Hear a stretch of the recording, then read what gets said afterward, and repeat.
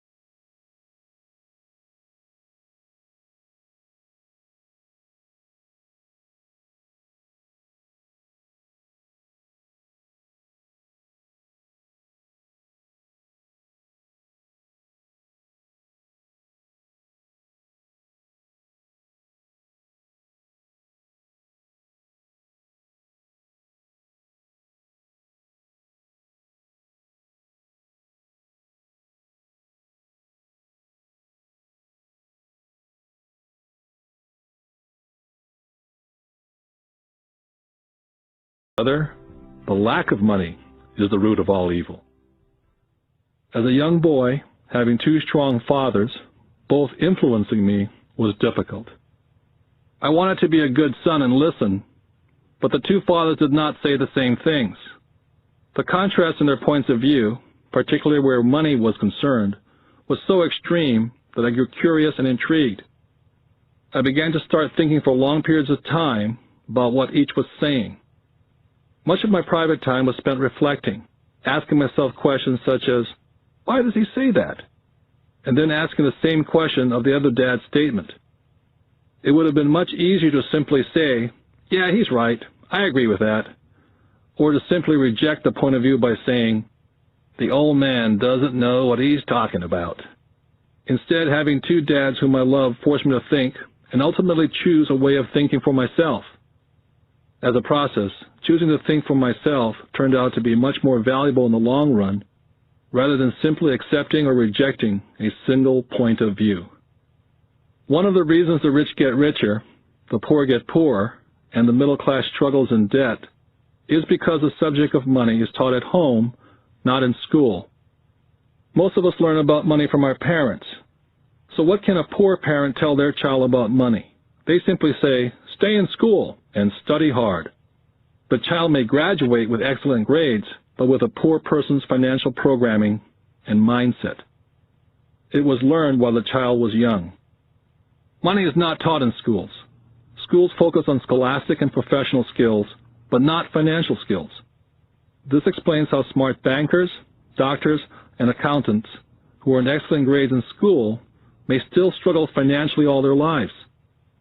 Our staggering national debt is due in large part to highly educated politicians and government officials making financial decisions with little or no training on the subject of money. I often look ahead to the new millennium and wonder what will happen when we have millions of people who will need financial and medical assistance. They will be dependent upon their families or the government for financial support. What will happen when Medicare and Social Security run out of money? How will a nation survive if teaching children about money continues to be left to parents, most of whom will be, or already are, poor? Because I had two influential fathers, I learned from both of them.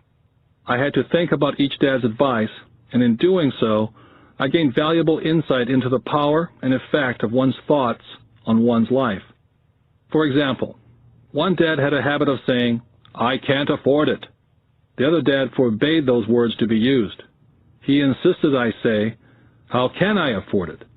One is a statement, and the other is a question. One lets you off the hook, and the other forces you to think. My soon-to-be-rich dad would explain that by automatically saying the words, I can't afford it, your brain stops working. By asking the question, how can I afford it, your brain is put to work. He did not mean buy everything you wanted. He was fanatical about exercising your mind. The the most powerful computer in the world. My brain gets stronger every day because I exercise it. The stronger it gets, the more money I can make. He believed that automatically saying, "I can't afford it," was a sign of mental laziness. Although both dads worked hard, I noticed that one dad had a habit of putting his brain to sleep when it came to money matters, and the other had a habit of exercising his brain. The long-term result was that one dad grew stronger financially and the other grew weaker. It is not much different from a person who goes to the gym to exercise on a regular basis versus someone who sits on the couch watching television. Proper physical exercise increases your chances for health, and proper mental exercise increases your chances for wealth. Laziness decreases both health and wealth. My two dads had opposing attitudes and thought. One dad thought that the rich should pay more in taxes and take care of those less fortunate. The other said, taxes punish those who produce and reward those who don't produce. One dad recommended, study hard so you can find a good company to work for. The other recommended, study hard so you can find a good company to buy. One dad said, the reason I'm not rich is because I have you kids. The other said, the reason I must be rich is because I have you kids. One dad encouraged talking about money and business at the dinner table. The other forbade the subject of money to be discussed over a meal. One said, when it comes to money, play it safe and don't take risks. The other said, learn to manage risk. One believed, our home is our largest investment and our greatest asset. The other believed, my house is a liability, and if your house is your largest investment, you're in trouble. Both dads paid their bills on time, yet one paid his bills first, while the other paid his bills last. Being a product of two strong dads allowed me the luxury of observing the effects different thoughts have on one's life. I noticed that people really do shape their life through their thoughts. For example, my poor dad always said, I'll never be rich, and that prophecy became reality. My rich dad, on the other hand, always referred to himself as rich. He would say things like, I'm a rich man, and rich people don't do this. Even when he was flat broke, after a major financial setback, he continued to refer to himself as a rich man. He would cover himself by saying, there's a difference between being poor and being broke. Broke is temporary, and poor is eternal. My poor dad would also say, I'm not interested in money, or money doesn't matter.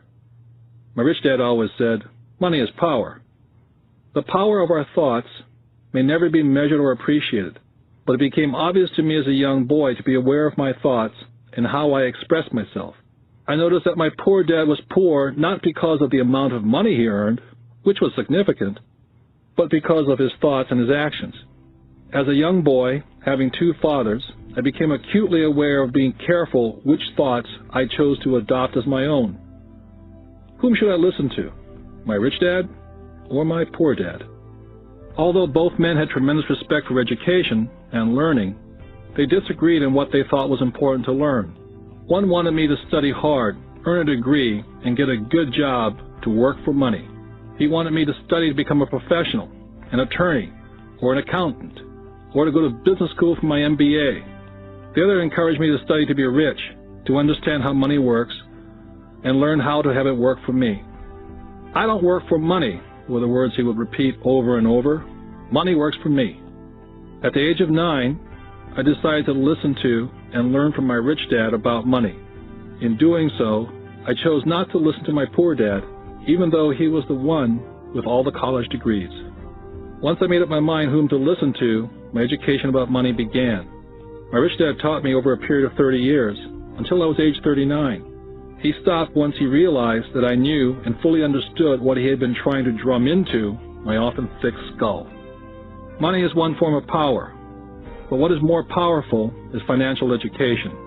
Money comes and goes, but if you have the education about how money works, you gain power over it and can begin building wealth. The reason positive thinking alone does not work is because most people went to school and never learned how money works, so they spend their lives working for money. Because I was only 9 years old when I started, the lessons my rich dad taught me were simple. And when it was all said and done, there are only 6 main lessons repeated over 30 years. This book is about those 6 lessons, put as simply as possible as my rich dad put forth those lessons to me. The lessons are not meant to be answers, but guideposts. Guideposts that will assist you and your children to grow wealthier, no matter what happens in a world of increasing change and uncertainty. Dad, can you tell me how to get rich? My dad put down the evening paper. Why do you want to get rich, son? Because today Jimmy's mom drove up in their new Cadillac and they were going to their beach house for the weekend. He took 3 of his friends, but Mike and I weren't invited. They told us we weren't invited because we were poor kids. They did? My dad asked incredulously. Yeah, they did, I replied in a hurt tone. My dad silently shook his head, pushed his glasses up the bridge of his nose, and went back to reading his paper. I stood waiting for an answer. The year was 1956. I was 9 years old. By some twist of fate, I attended the same public school where the rich people sent their kids. We were primarily a sugar plantation town. The managers of the plantation and the other affluent people of the town, such as doctors, business owners, and bankers, sent their children to this school, grades 1 to 6. After grade 6, their children were generally sent off to private schools. Because my family lived on one side of the street, I went to this school. Had I lived on the other side of the street, I would have gone to a different school with kids from families more like mine. After grade 6, these kids and I would go on to the public intermediate and high school. There was no private school for them or for me. My dad finally put down the paper. Well, son, he began slowly, if you want to be rich, you have to learn to make money. How do I make money? I asked. Well, use your head, son, he said, smiling, which really meant, that's all I'm going to tell you, or, I don't know the answer, so don't embarrass me. The next morning, I told my best friend Mike what my dad had said. As best I could tell, Mike and I were the only poor kids in this school. Mike was like me in that he was in this school by a twist of fate. Someone had drawn a jog in the line for the school district, and we wound up in school with the rich kids. So what do we do to make money? Mike asked. I don't know, I said. But do you want to be my partner? He agreed. And so on that Saturday morning, Mike became my first business partner. We spent all morning coming up with ideas on how to make money. Finally, that afternoon, a bolt of lightning came through our heads. It was an idea that Mike had gotten from a science book he'd read. Excitedly, we shook hands, and the partnership now had a business. For the next several weeks, Mike and I ran around our neighborhood, knocking on doors and asking our neighbors if they'd save their toothpaste tubes for us. With puzzled looks, most adults consented with a smile. Some asked us what we were doing, to which we replied, "We can't tell you. It's a business secret." My mom grew distressed as the weeks wore on.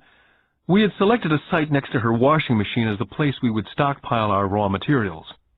In a brown cardboard box that one time held ketchup bottles, our little pile of used toothpaste tubes began to grow. One day my dad drove up to see 2 9-year-old boys in the driveway with a production line operating at full speed. Fine white powder everywhere. On a long table were small milk cartons from school, and our family's hibachi grill was glowing with red-hot coals at maximum heat. Dad walked up cautiously, having to park the car at the base of the driveway, since the production line blocked the carport. As he got closer, he saw a steel pot sitting on top of the coals, with the toothpaste tubes being melted down. In those days, toothpaste did not come in plastic tubes. The tubes were made of lead.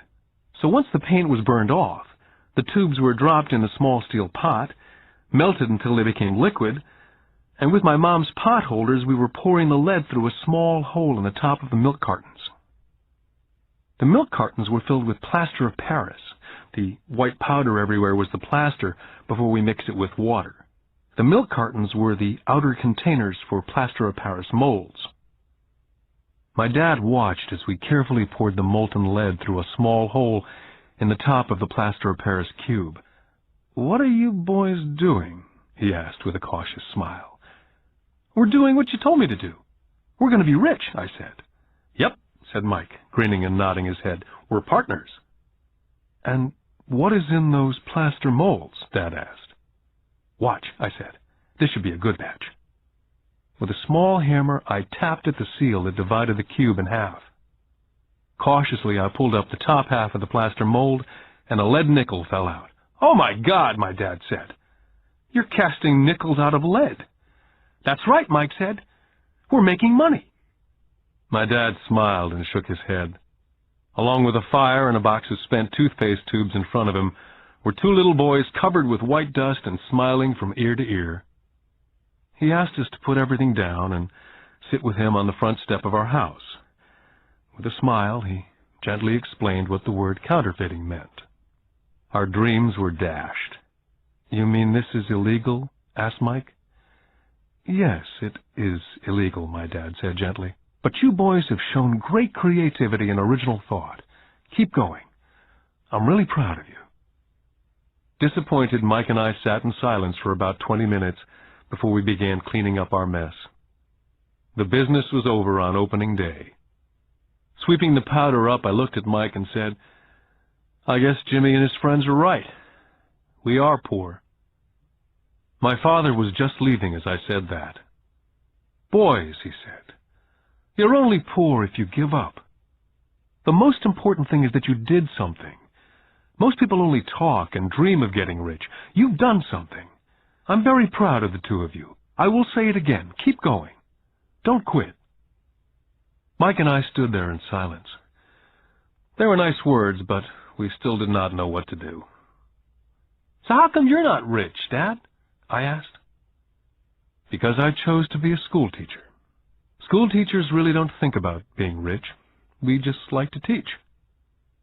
I wish I could help you, but I really don't know how to make money." Mike and I turned and continued our cleanup. "I know," said my dad. "If you boys want to learn how to be rich, don't ask me. Talk to your dad, Mike." "My dad?" asked Mike with a scrunched-up face. "Yeah, your dad," repeated my dad with a smile. "Your dad and I have the same banker, and he raves about your father. He's told me several times that your father is brilliant when it comes to making money. He seems to be building an empire, and I suspect in a few years he will be a very rich man." With that, Mike and I got excited again. With new vigor, we began cleaning up the mess caused by our now-defunct first business. As we were cleaning, we made plans on how and when to talk to Mike's dad. The problem was that Mike's dad worked long hours and often did not come home until late. His father owned warehouses, a construction company, a chain of stores, and 3 restaurants. It was the restaurants that kept him out late. Mike caught the bus home after we had finished cleaning up. He was going to talk to his dad when he got home that night and ask him if he would teach us how to become rich. Mike promised to call as soon as he talked to his dad, even if it was late. The phone rang at 8:30 p.m. Mike's dad had agreed to meet with Mike and me. At 7:30 Saturday morning, I caught the bus to the poor side of town. Michael and I met with his dad that morning at 8 o'clock. He was already busy and had been at work for more than an hour. His construction supervisor was just leaving in his pickup truck as I walked up to his simple, small, and tidy home. Mike met me at the door. "Dad's on the phone, and he said to wait on the back porch," Mike said as he opened the door. The old wooden floor creaked as I stepped across the threshold of this aging house. There was a cheap mat just inside the door. That mat was there to hide the years of wear from countless footsteps that the floor had supported. Although clean, it needed to be replaced. I felt claustrophobic as I entered the narrow living room, which was filled with old, musty, overstuffed furniture that today would be collector's items.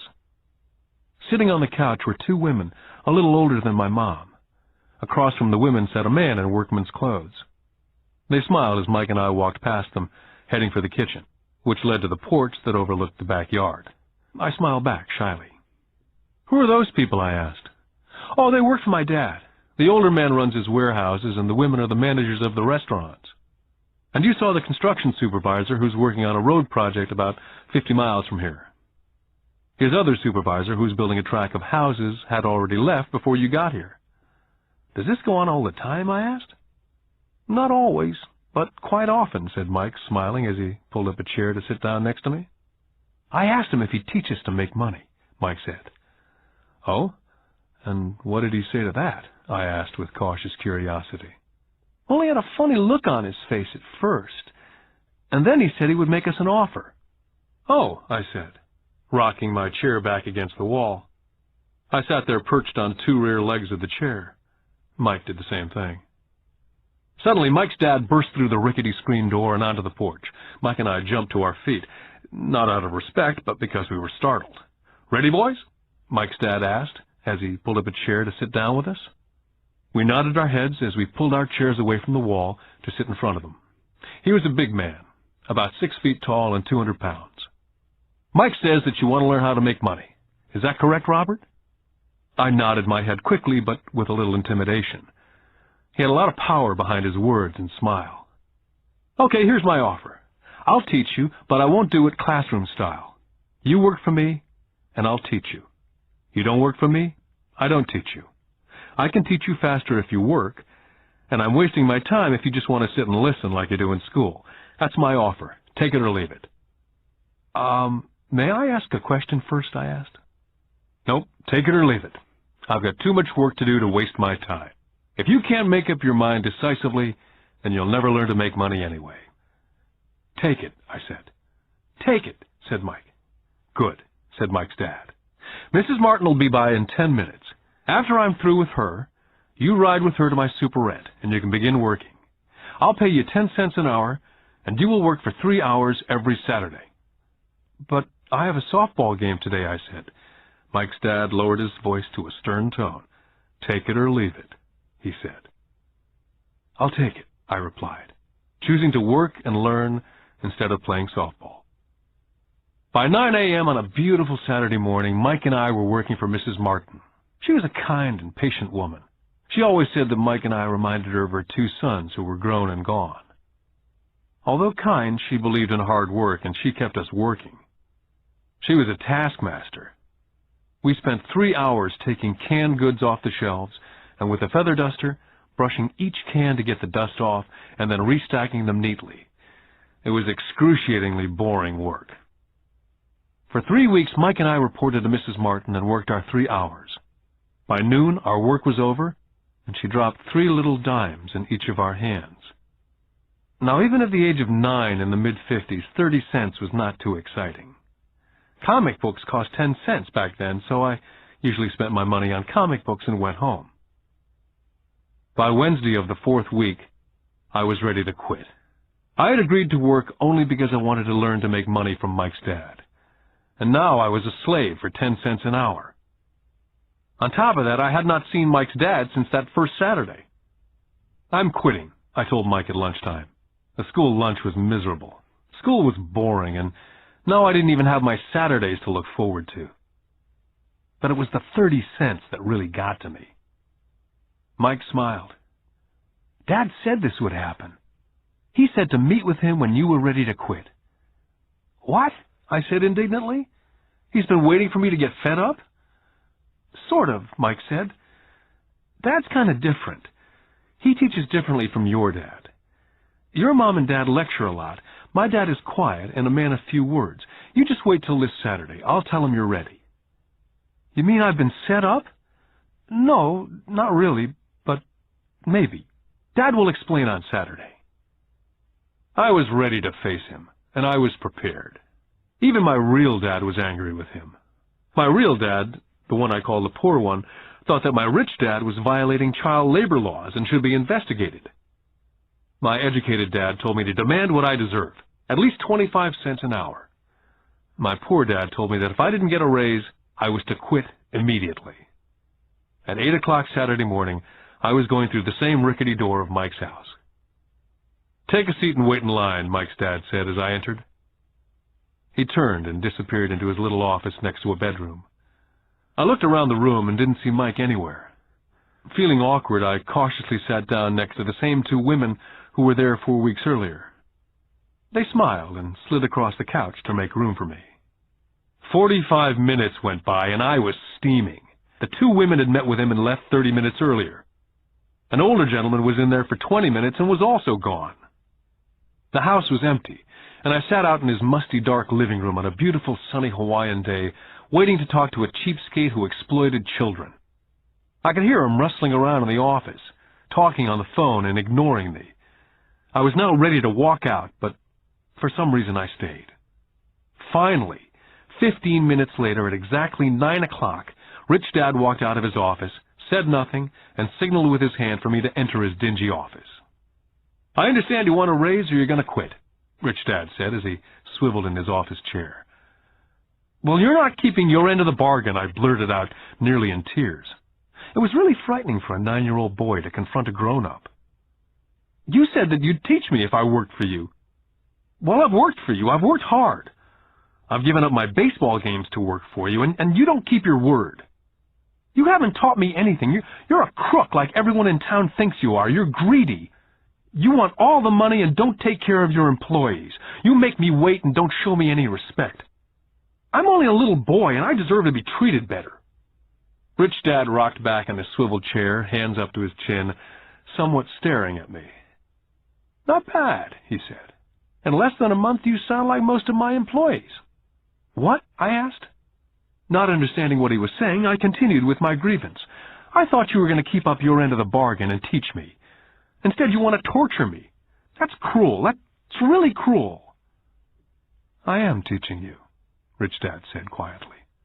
"What have you taught me?" "Nothing," I said angrily. "You haven't even talked to me once since I agreed to work for peanuts. 10 cents an hour, huh? I should notify the government about you. We have child labor laws, you know. My dad works for the government, you know." "Wow," said Rich Dad. "Now you sound like most of the people who used to work for me. People I've either fired or they've quit." "So what do you have to say?" I demanded, feeling pretty brave for a little kid. "How do you know that I've not taught you anything?" asked Rich Dad calmly. "Well, you've never talked to me. I've worked for 3 weeks, and you've not taught me anything," I said with a pout. "Does teaching mean talking or a lecture?" Rich Dad asked. "Well, yes," I replied. "That's how they teach you in school," he said, smiling. "But that is not how life teaches you. And I would say that life is the best teacher of all. Most of the time, life does not talk to you, just sort of pushes you around. Each push is life saying, 'Wake up.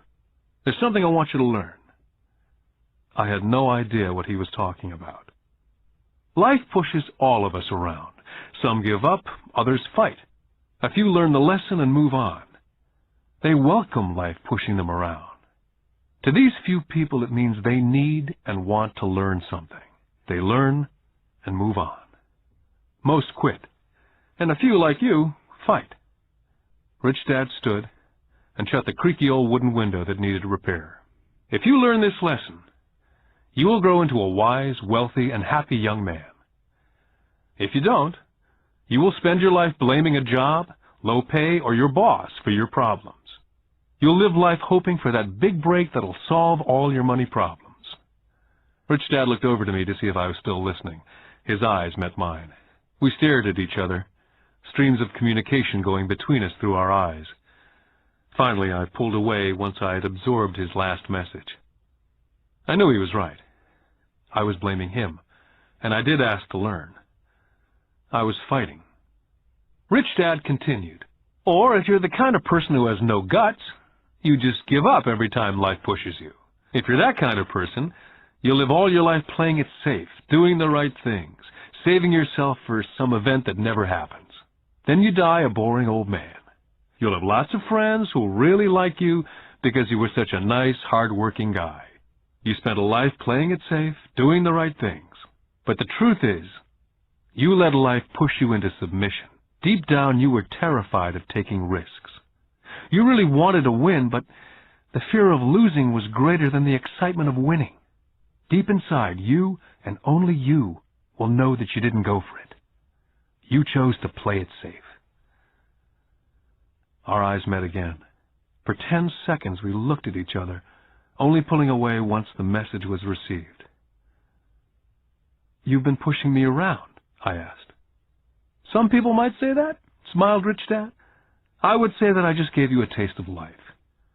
"What taste of life?" I asked, still angry, but not curious. You boys are the first people that have ever asked me to teach them how to make money.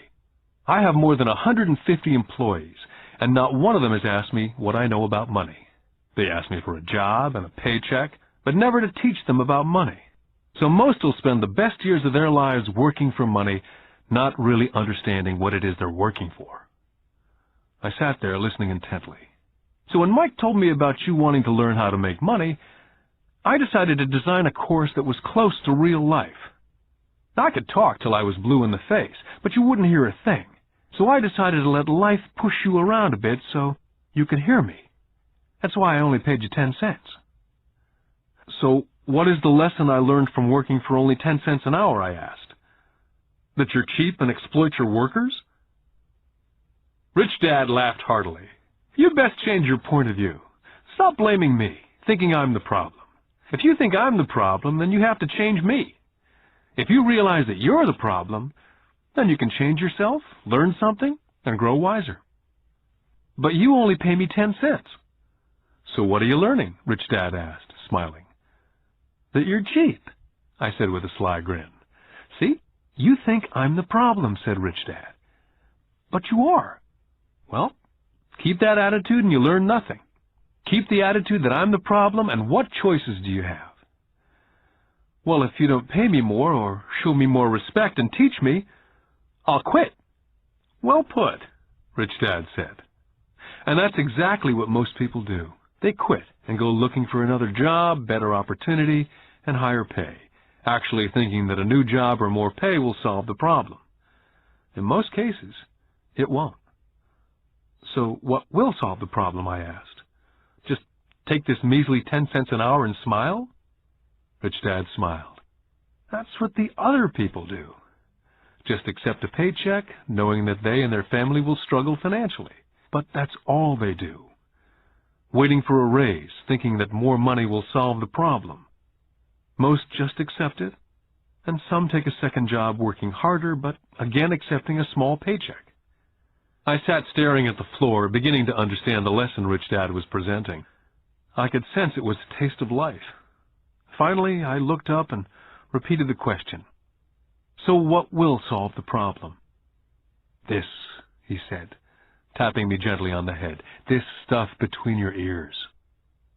It was at that moment that Rich Dad shared the pivotal point of view that separated him from his employees and my poor dad, and led him to eventually become one of the richest men in Hawaii, while my highly educated but poor dad struggled financially all his life. It was a singular point of view that made all the difference over a lifetime. Rich Dad said over and over this point of view, which I call lesson number 1. The rich don't work for money.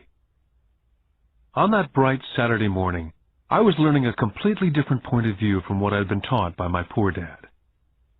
At the age of 9, I grew aware that both dads wanted me to learn. Both dads encouraged me to study, but not the same things.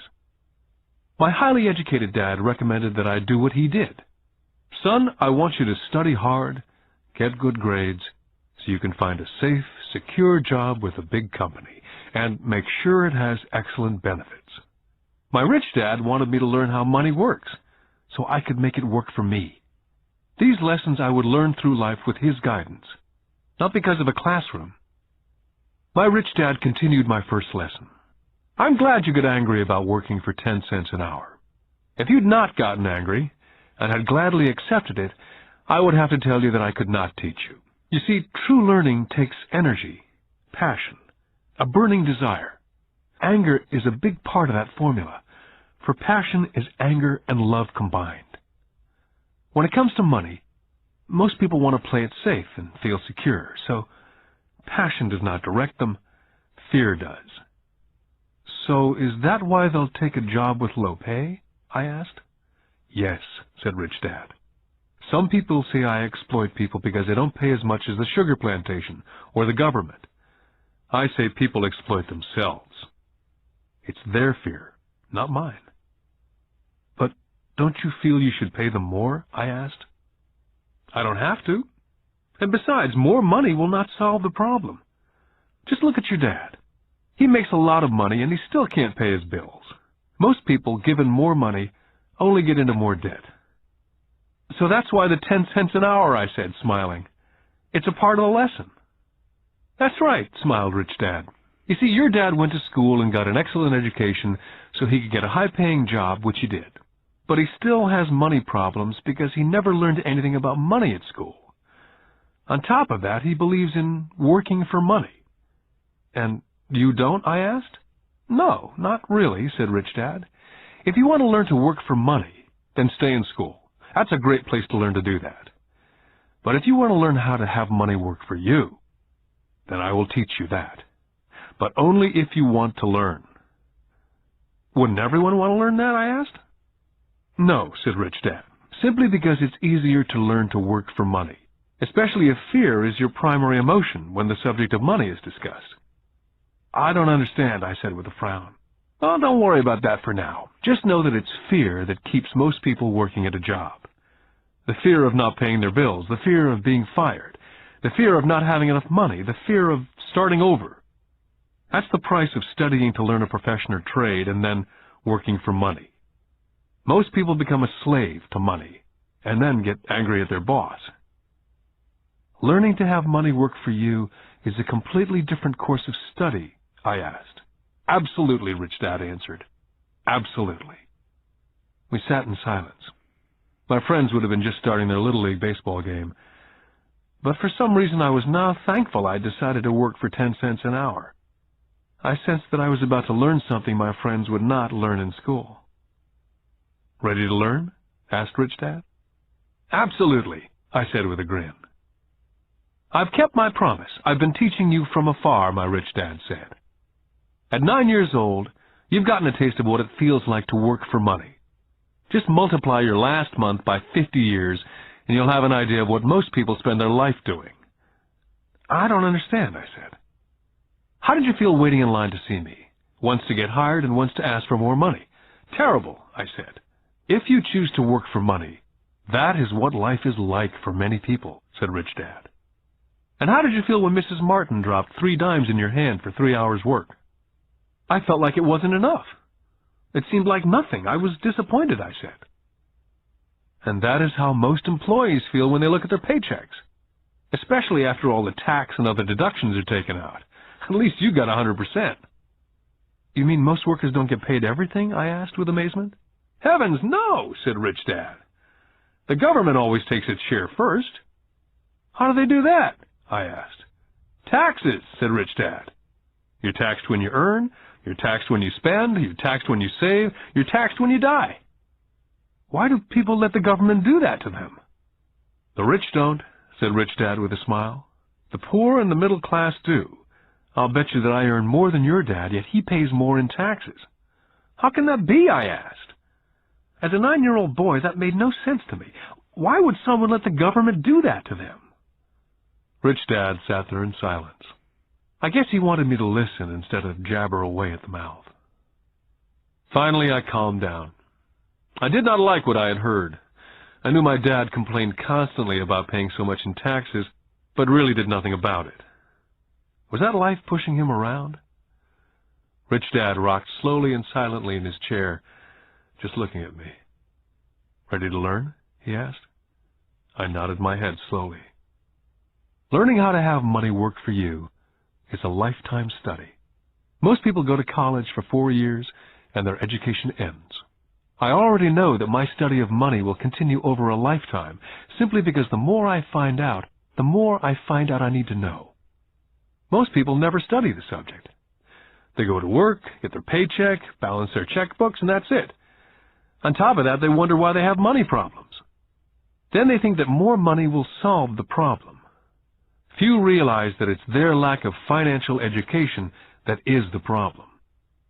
So, my dad has tax problems because he doesn't understand money? I asked, confused. Look, said Rich Dad, taxes are just one small section on learning how to have money work for you. Today, I just wanted to find out if you still have the passion to learn about money. Most people don't. They want to go to school, learn a profession, have fun at their work, and earn lots of money.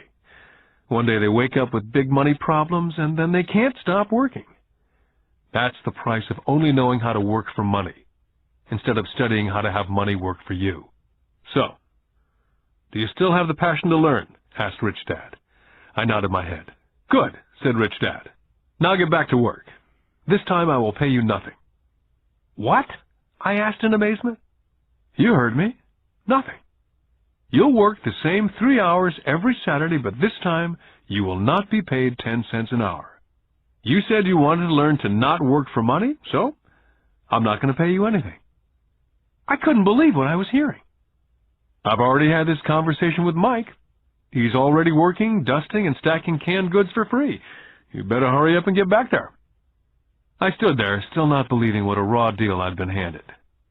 Here I came to ask for a raise, and now I was being told to keep working for nothing. Rich Dad tapped me on the head and said, "Use this. Now get out of here." I didn't tell my poor dad I wasn't being paid. He would not have understood, and I did not want to try to explain something that I did not yet understand myself. For 3 more weeks, Mike and I worked for 3 hours every Saturday for nothing. The work didn't bother me, and the routine got easier. It was the missed baseball games and not being able to afford to buy a few comic books that got to me. Rich Dad stopped by at noon on the 3rd week. We heard his truck pull up in the parking lot and sputter when the engine was turned off. He entered the store and greeted Mrs. Martin with a hug. After finding out how things were going in the store, he reached into the ice cream freezer, pulled out 2 bars, paid for them, and signaled to Mike and me, "Let's go for a walk, boys." We crossed the street, dodging a few cars, and walked across a large grassy field where a few adults were playing softball. Sitting down at a remote picnic table, he handed Mike and me the ice cream bars. "How's it going, boys?" "Okay," Mike said. I nodded in agreement. "Learn anything yet?" Rich Dad asked. Mike and I looked at each other, shrugged our shoulders, and shook our heads in unison. "Well, you boys had better start thinking. You're staring at one of life's biggest lessons. If you learn the lesson, you'll enjoy a life of great freedom and security. If you don't learn the lesson, you'll wind up like Mrs. Martin and most of the people playing softball in this park. They work very hard for a little money, clinging to the illusion of job security, looking forward to a 3-week vacation each year and a skimpy pension after 45 years of work. Now, if that excites you, I'll give you a raise to 25 cents an hour." "But these are good, hard-working people. Are you making fun of them?" I demanded. A smile came over Rich Dad's face. "Mrs. Martin's like a mother to me, and I would never be that cruel. I may sound cruel because I'm doing my best to point something out to the 2 of you. I want to expand your point of view so you can see something most people never have the benefit of seeing because their vision is too narrow. Most people never see the trap they're in." Mike and I sat there uncertain of his message. He sounded cruel, yet we could sense he was desperately wanting us to know something. With a smile, Rich Dad said, "Doesn't that 25 cents an hour sound good? Doesn't that make your heart beat a little faster?" I shook my head no, but it really did. 25 cents an hour would be big bucks to me. "Okay, I'll pay you $1 an hour," Rich Dad said with a sly grin. Now my heart was beginning to race. My brain was screaming, "Take it, take it." I could not believe what I was hearing. Still, I said nothing. "Okay, $2 an hour." My little 9-year-old brain and heart nearly exploded. After all, it was 1956, and being paid $2 an hour would have made me the richest kid in the world. I couldn't imagine earning that kind of money. I wanted to say yes, but somehow my mouth stayed silent. Maybe my brain had overheated and blown a fuse, but deep down I badly wanted that $2 an hour. The ice cream had melted and was running down my hand. Rich Dad was looking at 2 boys staring back at him, eyes wide open and brains empty. He knew that he was testing us, and he knew there was part of our emotions that wanted to take the deal. "Okay," he said, $5 an hour.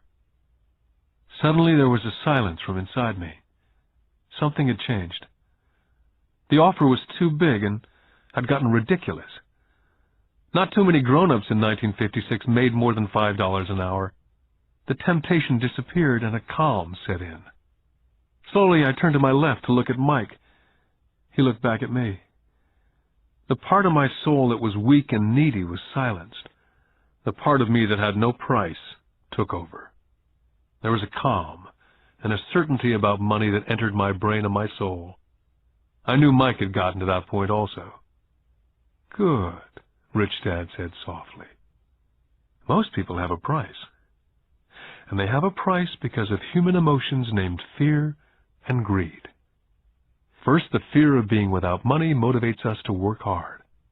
And then once we get that paycheck, greed or desire starts us thinking about all the wonderful things money can buy. The pattern is then set." "What pattern?" I asked. "The pattern of get up, go to work, pay bills, get up, go to work, pay bills. Their lives are then run forever by two emotions, fear and greed. Offer them more money, and they continue the cycle by also increasing their spending. This is what I call the rat race." "There is another way?" Mike asked. "Yes," said Rich Dad slowly, "but only a few people find it." "And what is that way?" Mike asked. "That's what I hope you boys will find out as you work and study with me. That is why I took away all forms of pay." "Any hints?" Mike asked. "We're kind of tired of working hard, especially for nothing." "Well, the first step is telling the truth," said Rich Dad. "We haven't been lying," I said. "I did not say you were lying. I said to tell the truth," Rich Dad came back. "The truth about what?" I asked. "How you're feeling," Rich Dad said. "You don't have to say it to anyone else, just yourself." "You mean the people in this park, the people who work for you, Mrs. Martin, they don't do that?" I asked. "I doubt it," Rich Dad said. "Instead, they feel the fear of not having money. Instead of confronting the fear, they react instead of think. They react emotionally instead of using their heads," Rich Dad said, tapping us on our heads.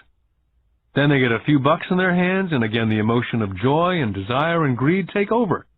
And again they react instead of think." "So their emotions do their thinking," Mike said. "That's correct," said Rich Dad. "Money is running their lives, and they refuse to tell the truth about that. Money is in control of their emotions, and hence their souls." Rich Dad sat quietly, letting his words sink in. Realizing we had absorbed as much as possible of what he was talking about, Rich Dad said, "I want you boys to avoid that trap. That is really what I want to teach you. Not just to be rich, because being rich does not solve the problem." "It doesn't?" I asked, surprised. "No, it doesn't. Let me finish with the other emotion, which is desire. Some call it greed, but I prefer desire. It's perfectly normal to desire something better, prettier, more fun or exciting. So people also work for money because of desire. They desire money for the joy they think it can buy. But the joy that money brings is often short-lived, and they soon need more money for more joy, more pleasure, more comfort, more security. So they keep working, thinking money will soothe their souls that are troubled by fear and desire. But money cannot do that. Even for rich people?" Mike asked. "Rich people included," said Rich Dad. "In fact, the reason many rich people are rich is not because of desire, but because of fear. They actually think that money can eliminate that fear of not having money, of being poor.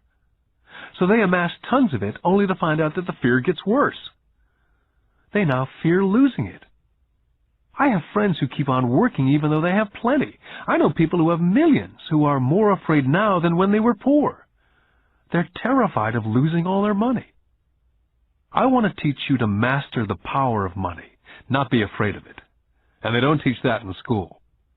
If you don't learn it, you can become a slave to money." It was finally making sense. He did want us to widen our views, to see what Mrs. Martin could not see, his employees could not see, or my dad for that matter. He used examples that sounded cruel at the time, but I've never forgotten them. My vision widened that day, and I could begin to see the trap that lay ahead for most people. You see, we're all employees, ultimately. We just work at different levels, said Rich Dad. I just want you boys to have a chance to avoid the trap. The trap caused by those two emotions, fear and desire. Use them in your favor, not against you. That's what I want to teach you.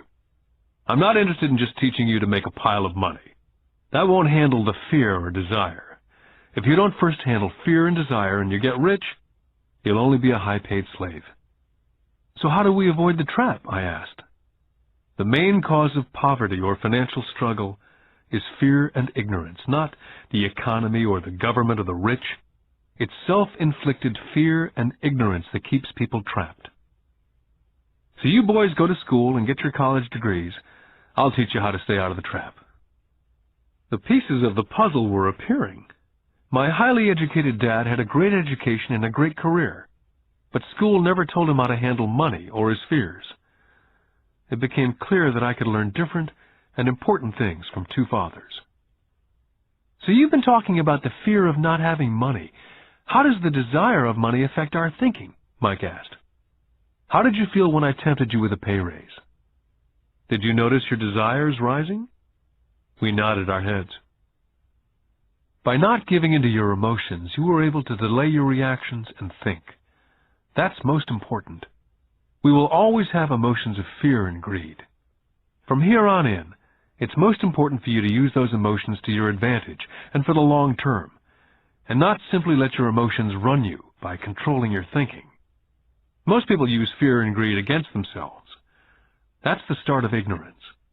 Most people live their lives chasing paychecks, pay raises, and job security because of the emotions of desire and fear, not really questioning where those emotion-driven thoughts are leading them.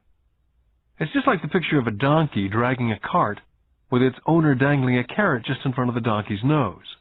The donkey's owner may be going where he wants to go, but the donkey is chasing an illusion. Tomorrow there will only be another carrot for the donkey. You mean the moment I began to picture a new baseball glove, candy, or toys that's like a carrot to a donkey, Mike asked? Yeah. And as you get older, your toys get more expensive. New car, boat, and a big house to impress your friends, said Rich Dad with a smile. Fear pushes you out the door, and desire calls to you, enticing you toward the rocks. That's the trap. So what's the answer? Mike asked. What intensifies fear and desire is ignorance. That's why rich people with lots of money often have more fear the richer they get. Money is the carrot, the illusion. Rich Dad went on to explain that a human's life is a struggle between ignorance and illumination. He explained that once a person stops searching for information and knowledge of oneself, ignorance sets in. That struggle is a moment-to-moment decision to learn to open or close one's mind. Look, school is very, very important. You go to school to learn a skill or a profession so as to be a contributing member of society. Every culture needs teachers, doctors, mechanics, artists, cooks, business people, police officers, firefighters, soldiers. Schools train them so our culture can thrive and flourish, said Rich Dad. Unfortunately for many people, school is the end, not the beginning. What does ignorance have to do with greed and fear, I asked. Because it's ignorance about money that causes so much greed and so much fear, said Rich Dad. Let me give you some examples. A doctor wanting more money to better provide for his family raises his fees. By raising his fees, it makes healthcare more expensive for everyone. Now, it hurts the poor people the most, so poor people have worse health than those with money. Because the doctors raise their rates, the attorneys raise their rates. Because the attorneys' rates have gone up, school teachers want a raise, which raises our taxes, and on and on and on. Soon there will be such a horrifying gap between the rich and the poor that chaos will break out, and another great civilization will collapse. Great civilizations collapsed when the gap between the haves and the have-nots was too great. America is on the same course, proving once again that history repeats itself, because we do not learn from history. We only memorize historical dates and names, not the lesson. Aren't prices supposed to go up, I asked. Not in an educated society with a well-run government. Prices should actually come down. Of course, that's often only true in theory. Prices go up because of greed and fear caused by ignorance. If schools taught people about money, there would be more money and lower prices. But schools only focus on teaching people to work for money, not how to harness money's power. But don't we have business schools, Mike asked. Aren't you encouraging me to go to business school for my master's degree? Yes, said Rich Dad. But all too often business schools train employees who are sophisticated bean counters. Heaven forbid a bean counter takes over a business. All they do is look at the numbers, fire people, and kill the business. I know because I hire bean counters. All they think about is cutting costs and raising prices, which causes more problems. Bean counting is important. I wish more people knew it, but it too is not the whole picture, added Rich Dad angrily. So is there an answer? Asked Mike. Yes, said Rich Dad. Learn to use your emotions to think, not think with your emotions. When you boys mastered your emotions, first by agreeing to work for free, I knew there was hope. When you again resisted your emotions when I tempted you with more money, you were again learning to think in spite of being emotionally charged. That's the first step. Can you tell the difference between emotions thinking and the head thinking? Mike asked. Oh, yes, I hear it all the time, said Rich Dad. I hear things like, well, everyone has to work, or the rich are crooks, or I'll get another job, I deserve this raise. You can't push me around, or I like this job because it's secure. Instead of, is there something I'm missing here? Which breaks the emotional thought and gives you time to think clearly. I must admit it was a great lesson to be getting, to know when someone was speaking out of emotions or out of clear thought. It was a lesson that served me well for life, especially when I was the one speaking out of reaction and not from clear thought. As we headed back to the store, Rich Dad explained that the rich really did make money. They did not work for it.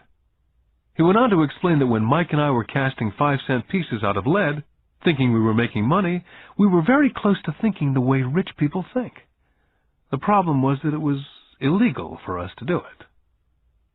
Rich Dad went on to explain that the rich know that money is an illusion, truly like the carrot for the donkey. It's only out of fear and greed that the illusion of money is held together by billions of people thinking that money is real. Money is really made up. It was only because of the illusion of confidence and the ignorance of the masses that the house of cards stood standing. In fact, he said, in many ways the donkey's carrot was more valuable than money. As he climbed into his pickup truck outside of his little convenience store, he said, "Keep working, boys. But the sooner you forget about needing a paycheck, the easier your adult life will be. Keep using your brain. Work for free. And soon your mind will show you ways of making money far beyond what I could ever pay you. You'll begin to see opportunities right in front of you that in the past would have gone unnoticed." Mike and I picked up our things from the store and waved goodbye to Mrs. Martin. We went back to the park, to the same picnic bench, and spent several more hours thinking and talking. We spent the next week at school thinking and talking. For 2 more weeks, we kept thinking and talking and working for free.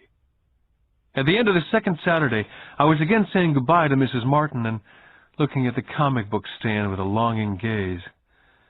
The hard thing about not even getting 30 cents every Saturday was that I didn't have any money to buy comic books. Suddenly, as Mrs. Martin was saying goodbye to Mike and me, I saw something she was doing that I'd never seen her do before. I mean, I'd seen her do it, but I never took notice of it. Mrs. Martin was cutting the front page of the comic book in half. She was keeping the top half of the comic book cover and throwing the rest of the comic book into a large brown cardboard box. When I asked her what she did with the comic books, she said, "I throw them away. I give the top half of the cover back to the comic book distributor for credit when he brings in the new comics. He's coming in an hour." Mike and I waited for an hour. Soon the distributor arrived, and I asked him if we could have the comic books, to which he replied, "You can have them if you work for this store and do not resell them." Our partnership was revived. Mike's mom had a spare room in the basement that no one used. We cleaned it out and began piling hundreds of comic books in that room. Soon our comic book library was open to the public. We hired Mike's younger sister, who loved to study, to be head librarian. She charged each child 10 cents admission to the library, which was open from 2:30 to 4:30 p.m. every day after school. The customers the children of the neighborhood, could read as many comics as they could in 2 hours. It was a bargain for them since a comic cost 10 cents each, and they could read 5 or 6 in 2 hours.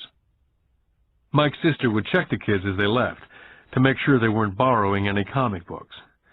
She also kept the books, logging in how many kids showed up each day, who they were, and any comments they might have. Mike and I averaged $9.50 per week over a 3-month period. We paid his sister $1 a week and allowed her to read the comics for free, which she rarely did since she was always studying. Mike and I kept our agreement by working in the store every Saturday and collecting all the comic books from the different stores. We kept our agreement to the distributor by not selling any comic books. We burned them once they got too tattered. We tried opening a branch office, but we could never quite find someone as dedicated as Mike's sister we could trust. At an early age, we found out how hard it was to find good staff. 3 months after the library first opened, a fight broke out in the room. Some bullies from another neighborhood pushed their way in and started it. Mike's dad suggested we shut down the business. So our comic book business was shut down and we stopped working on Saturdays at the convenience store. Anyway, Rich Dad was excited because he had new things he wanted to teach us. He was happy because we'd learned our first lesson so well. We'd learned to have money work for us. By not getting paid for our work at the store, we were forced to use our imaginations to identify an opportunity to make money. By starting our own business, the comic book library, we were in control of our own finances, not dependent on an employer. The best part was that our business generated money for us, even when we weren't physically there. Our money worked for us. Instead of paying us money, Rich Dad had given us so much more. Lesson 2. Why Teach Financial Literacy? In 1990, my best friend Mike took over his father's empire and is in fact doing a better job than his dad did. We see each other once or twice a year on the golf course. He and his wife are wealthier than you could imagine. Rich Dad's empire is in great hands, and Mike is now grooming his son to take his place, as his dad groomed us. In 1994, I retired at the age of 47, and my wife Kim was 37. Retirement does not mean not working. To my wife and me, it means that, barring unforeseen cataclysmic changes, we can work or not work, and our wealth grows automatically, staying way ahead of inflation. I guess it means freedom. The assets are large enough to grow by themselves. It's like planting a tree. You water it for years, and then one day it doesn't need you anymore. Its roots have gone down deep enough. Then the tree provides shade for your enjoyment. Mike chose to run the empire, and I chose to retire. Whenever I speak to groups of people, they often ask what I would recommend, or what could they do? How do they get started? Is there a good book I'd recommend? What is the secret to success? I simply say to them what my rich dad said back to me when I was a little kid. If you want to be rich, you need to be financially literate.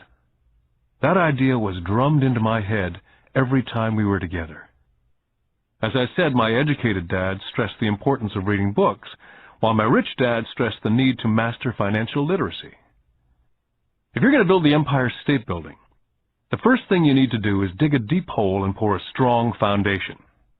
If you're going to build a home in the suburbs, all you need to do is pour a 6-inch slab of concrete.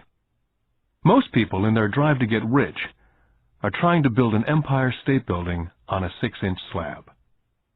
Our school system, having been created in the agrarian age, believes in homes with no foundation dirt floors are still the rage. So kids graduate from school with virtually no financial foundation. One day, sleepless and deep in debt in suburbia, living the American dream, they decide that the answer to their financial problems is to find a way to get rich quick. Construction on the skyscraper begins. It goes up quickly, and soon, instead of the Empire State Building, we have the Leaning Tower of suburbia. The sleepless nights return. As for Mike and me in our adult years, both of our choices were possible, because we were taught to pour a strong financial foundation when we were just kids. Now, accounting is possibly the most boring subject in the world. It also could be the most confusing. But if you want to be rich, long-term, It could be the most important subject. The question is, how do you take a boring and confusing subject and teach it to kids? The answer is, make it simple. My rich dad poured a strong financial foundation for Mike and me. Since we were just kids, he created a simple way to teach us. For years, he only drew pictures and used words. Mike and I understood the simple drawings, the jargon, the movement of money. And then in later years, Rich Dad began adding numbers. Most importantly, you must know the difference between an asset and a liability, and buy assets. If you want to be rich, this is all you need to know. It is rule number 1. It is the only rule. This may sound absurdly simple, but most people have no idea how profound this rule is. Most people struggle financially because they do not know the difference between an asset and a liability. Rich people acquire assets. The poor and middle class acquire liabilities, but they think they are assets. When Rich Dad explained this to Mike and me, we thought he was kidding. Here we were nearly teenagers and waiting for the secret to get rich, and this was his answer. It was so simple that we had to stop for a long time to think about it. If it's that simple, how come everyone's not rich? I asked. Rich Dad smiled, because people do not know the difference between an asset and a liability. I remember asking, how could adults be so silly? If it's that simple, if it's that important, why would everyone not want to find out? It took our Rich Dad only a few minutes to explain what assets and liabilities were. To teach preteen boys, Rich Dad kept everything simple, using as many pictures as possible, as few words as possible, and no numbers for years. My Rich Dad simply drew a vertical box with a line through the middle. The top half was for income, and the bottom half was for expenses. Then beneath that box, he drew another box horizontally, which he divided into a left half for assets and a right half for liabilities. The income statement, often called a profit and loss statement, measures income and expenses, money in or money out. The second set of boxes is the balance sheet. It's called that because it's supposed to balance assets against liabilities. That relationship is vital to understand. The primary cause of financial struggle is simply not knowing the difference between an asset and a liability. The cause of the confusion is found in the definition of the two words. If you want a lesson in confusion, simply look up the words asset and liability in the dictionary. So my Rich Dad simply told two young boys the following. An asset is something that puts money in my pocket. A liability is something that takes money out of my pocket. This is really all you need to know. If you want to be rich, simply spend your life buying assets. If you want to be poor or middle class, spend your life buying liabilities. It's not knowing the difference that causes most of the financial struggle in the real world. My Rich Dad then drew 3 arrows on his diagram. He explained, the arrow represents the flow of cash, or cash flow. In 80% of most families, the financial story is a story of working hard in an effort to get ahead. It's not because they don't make money, but because they spend their lives buying liabilities instead of assets. The first arrow showed the cash flow pattern of a poor person or a young person still at home. The arrow goes into the income box from a job or salary. It then continues into the expense box. Expenses include taxes, rent, and everyday living expenses. It flows out the expense box and is gone. The second arrow Rich Dad drew represented the cash flow pattern of a middle-class person. The arrow flows from a job into the income box. It then flows into the liabilities box. Most middle-class people acquire many liabilities, such as a mortgage, a car loan, and credit card debt. From the liabilities box, it flows to the expense box, where the monthly payments are made for the liabilities, as well as taxes and living expenses. From there, it flows out the expense box and is gone. The third arrow is the pattern of a wealthy person. This arrow simply flows from the asset box into the income box. The cash flow is not generated by a job or salary, but by assets.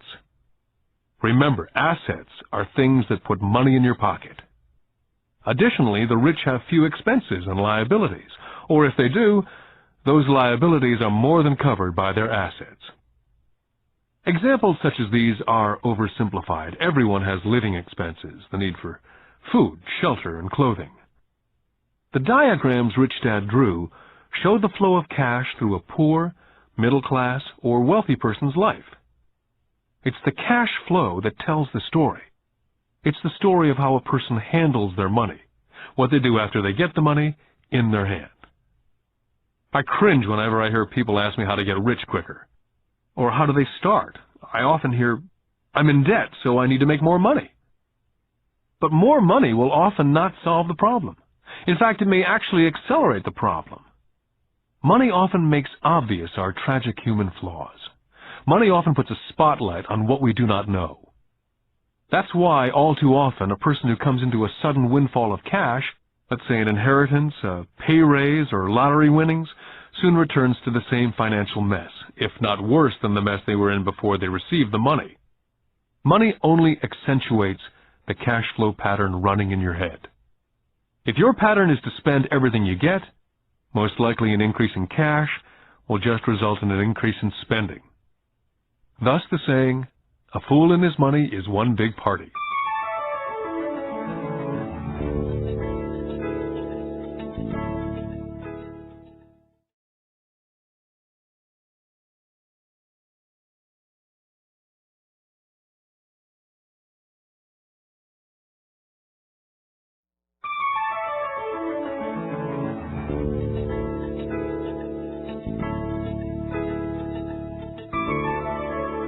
Because students leave school without financial skills, millions of educated people pursue their profession successfully, but later find themselves struggling financially.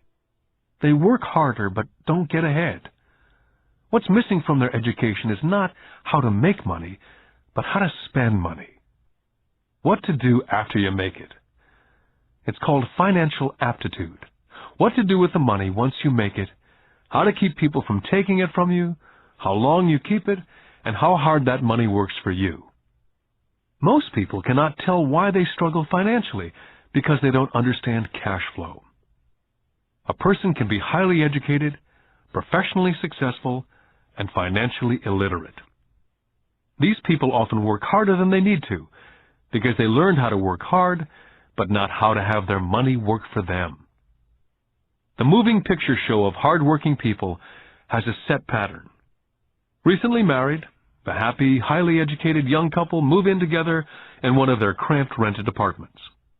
Immediately they realize that they're saving money, because two can live as cheaply as one. The problem is, the apartment is cramped. They decide to save money to buy their dream home so they can have kids. They now have two incomes, and they begin to focus on their careers. Their incomes begin to increase. As their incomes go up, their expenses go up as well, so there is little or no money to flow into the asset box. This means the only income they get comes from their jobs. The number one expense for most people is taxes. Many people think it's income tax, but for most Americans, their highest tax is Social Security. As an employee, it appears as if the Social Security tax, combined with the Medicare tax rate, is roughly 7.5%. But it's really 15%, since the employer must match the Social Security amount. In essence, it is money the employer cannot pay you. On top of that, you still have to pay income tax on the amount deducted from your wages for Social Security tax.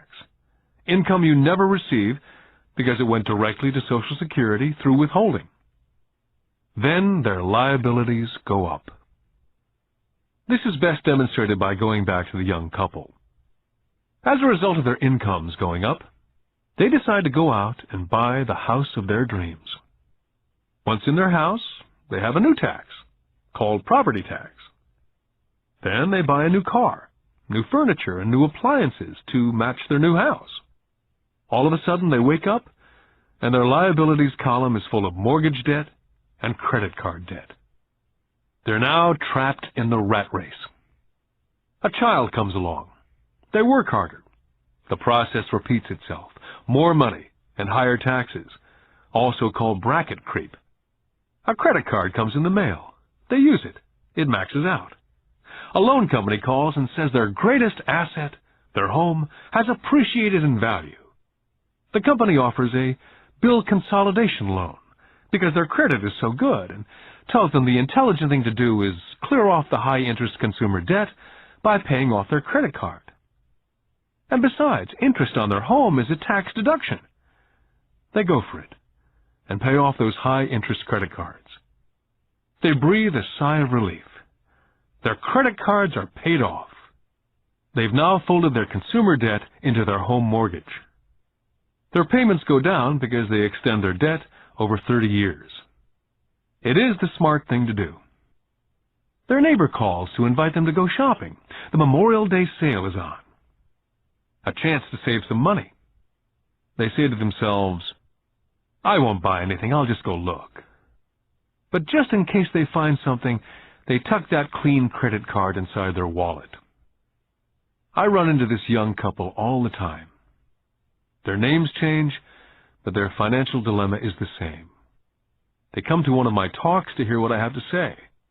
They ask me, can you tell us how to make more money?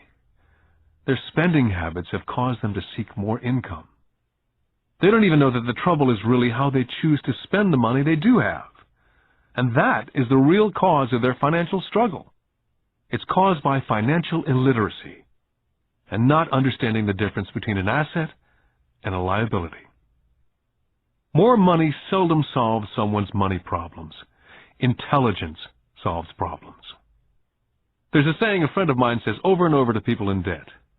If you find yourself in a hole, stop digging. The poor and middle class all too often allow the power of money to control them. By simply getting up and working harder, failing to ask themselves if what they do makes sense, they shoot themselves in the foot as they leave for work every morning. By not fully understanding money, the vast majority of people allow the awesome power of money to control them. The power of money is used against them. By the time Mike and I were 16 years old, we began to have problems in school. We were not bad kids. We just began to separate from the crowd. We worked for Mike's dad after school and on the weekends. Mike and I often spent hours after work just sitting at a table with his dad while he held meetings with his bankers, attorneys, accountants, brokers, investors, managers, and employees. We learned more sitting at his meetings than we did in all our years of school, college included.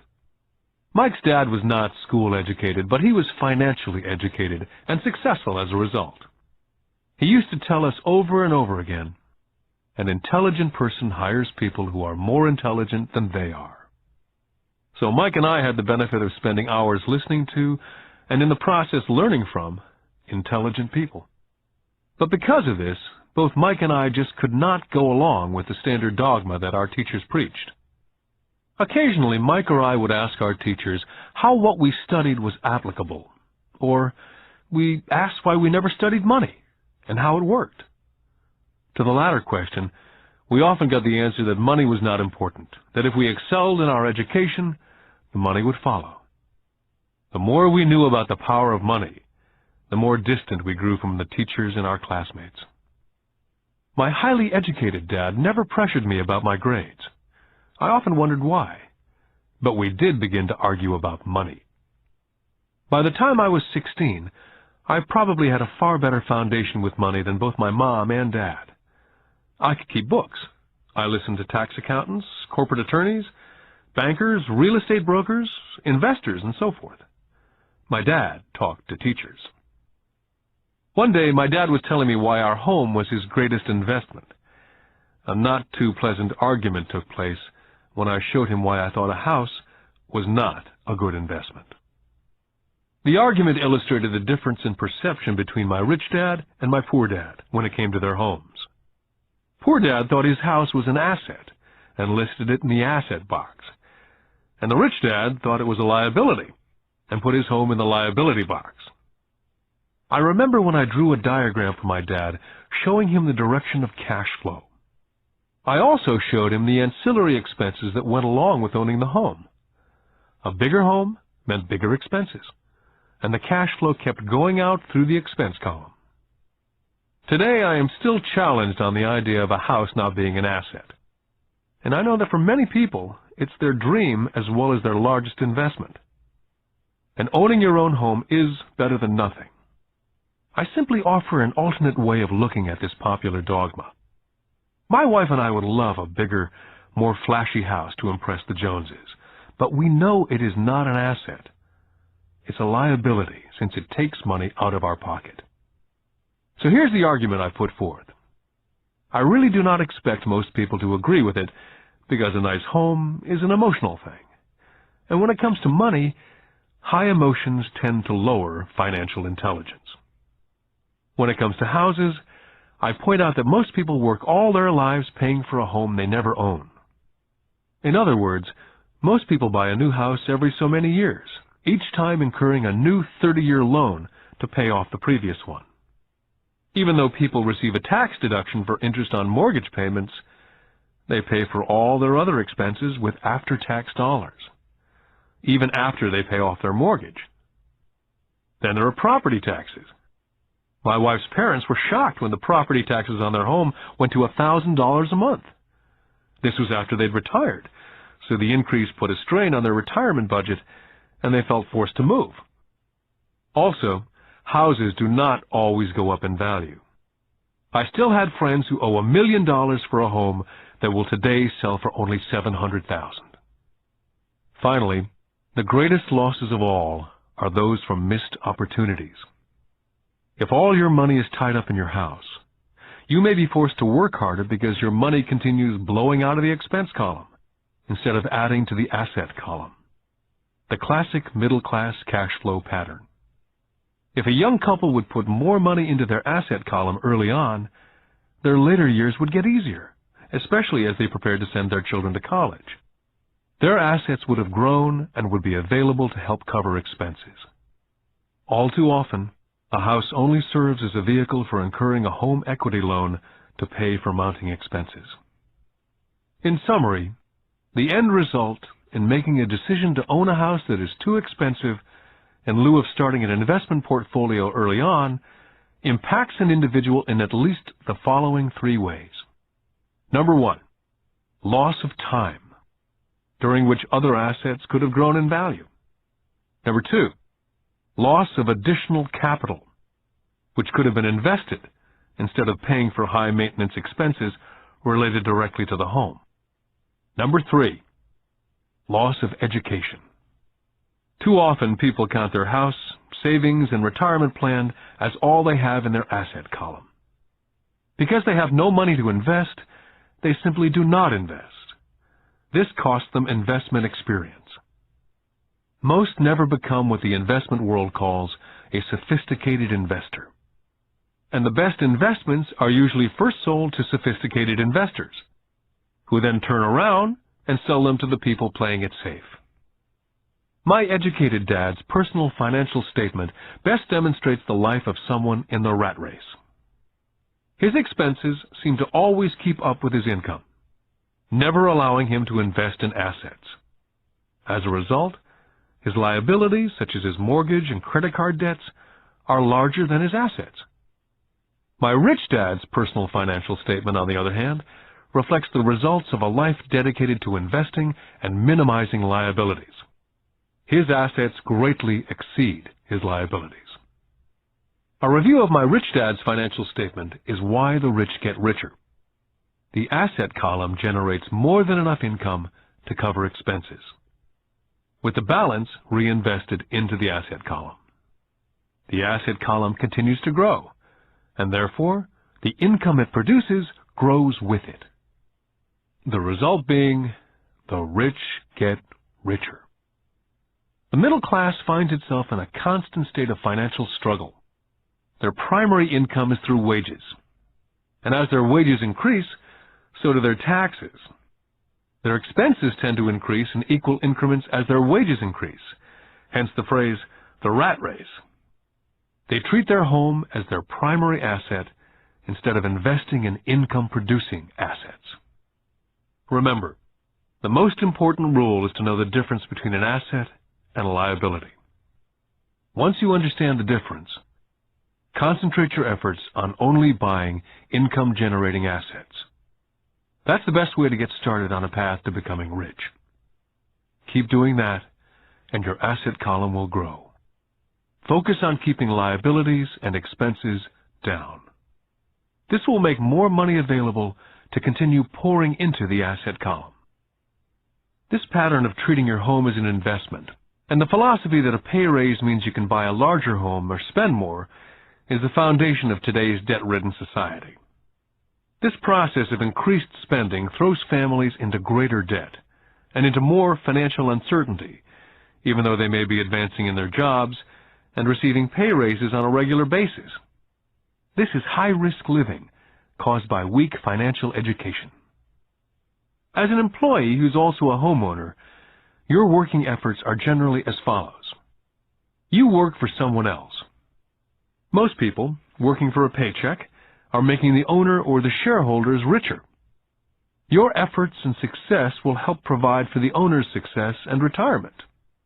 Next, you work for the government. The government takes its share from your paycheck before you even see it. By working harder, you simply increase the amount of taxes taken by the government. Most people work from January to May just for the government. And finally, you work for the bank. After taxes, your next largest expense is usually your mortgage and credit card debt. The problem with simply working harder is that each of these three levels takes a greater share of your increased efforts. You need to learn how to have your increased efforts benefit you and your family directly. Once you've decided to concentrate on minding your own business, how do you set your goals? For most people, they must keep their profession and rely on their wages to fund their acquisition of assets. As their assets grow, how do they measure the extent of their success? When does someone realize that they are rich, that they have wealth? As well as having my own definitions for assets and liabilities, I also have my own definition for wealth. Actually, I borrowed it from a man named Buckminster Fuller. Some people call him a quack, and others call him a living genius. Years ago, he got all the architects buzzing because he applied for a patent in 1961 for something called a geodesic dome. But in the application, Fuller also said something about wealth. It was pretty confusing at first, but after reading it for a while, it began to make some sense. Wealth is a person's ability to survive so many number of days forward. Or, if I stopped working today, how long could I survive? Unlike net worth, the difference between your assets and liabilities, which is often filled with a person's expensive junk and opinions of what things are worth, this definition creates the possibility for developing a truly accurate measurement. I could now measure and really know where I was in terms of my goal to become financially independent. Although net worth often includes these non-cash producing assets like stuff you bought that now sits in your garage, wealth measures how much money your money is making, and therefore your financial survivability. Wealth is the measure of the cash flow from the asset column compared with the expense column. Let's use an example. Let's say I have a cash flow from my asset column of $1,000 a month, and I have monthly expenses of $2,000. What's my wealth? Let's go back to Buckminster Fuller's definition. Using his definition, how many days forward can I survive? And let's assume a 30-day month. By that definition, I have enough cash flow for half a month. When I have achieved $2,000 a month cash flow from my assets, then I will be wealthy. I now have income generated from assets each month that fully covers my monthly expenses. If I want to increase my expenses, I first must increase my cash flow from assets to maintain this level of wealth. take notice that it's at this point that I am no longer dependent on my wages. I have focused on and been successful in building an asset column that's made me financially independent. If I quit my job today, I would be able to cover my monthly expenses with the cash flow from my assets. My next goal would be to have the excess cash flow from my assets reinvested into the asset column. The more money that goes into my asset column, the more my asset column grows. The more my assets grow, the more my cash flow grows. And as long as I keep my expenses less than the cash flow from these assets, I will grow richer, with more and more income from sources other than my physical labor. As this reinvestment continues, I am well on my way to being rich. The actual definition of rich is in the eye of the beholder. You can never be too rich. Just remember this simple observation. The rich buy assets, the poor only have expenses. The middle class buys liabilities they think are assets. So how do I start minding my own business? What's the answer? Listen to the founder of McDonald's. Lesson 3. Mind your own business. In 1974, Ray Kroc, the founder of McDonald's, was asked to speak at the MBA class at the University of Texas at Austin. A dear friend of mine, Keith Cunningham, was a student in that MBA class. After a powerful and inspiring talk, the class adjourned, and the students asked Ray if he would join them at their favorite hangout to have a few beers. Ray graciously accepted. "What business am I in?" Ray asked, once the group had all their beers in hand. Everyone laughed, said Keith. Most of the MBA students thought Ray was just fooling around. No one answered, so Ray asked the question again. "What business do you think I'm in?" The students laughed again. And finally one brave soul yelled out, "Ray, who in the world does not know that you're in the hamburger business?" Ray chuckled. "That's what I thought you'd say." He paused, and then quickly said, "Ladies and gentlemen, I'm not in the hamburger business. My business is real estate." McDonald's today is the largest single owner of real estate in the world, owning even more than the Catholic Church. Today, McDonald's owns some of the most valuable intersections and street corners in America, as well as in other parts of the world. Keith said it was one of the most important lessons in his life. Today, Keith owns car washes, but his business is the real estate under those car washes. The previous chapter ended with a statement illustrating that most people work for everyone but themselves. They work first for the owners of the company, then for the government through taxes, and finally for the bank that owns their mortgage. As a young boy, we did not have a McDonald's nearby. Yet my rich dad was responsible for teaching Mike and me the same lesson that Ray Kroc talked about at the University of Texas. It is secret number 3 of the rich. The secret is, mind your own business. Financial struggle is often directly the result of people working all their life for someone else. Many people will have nothing at the end of their working days.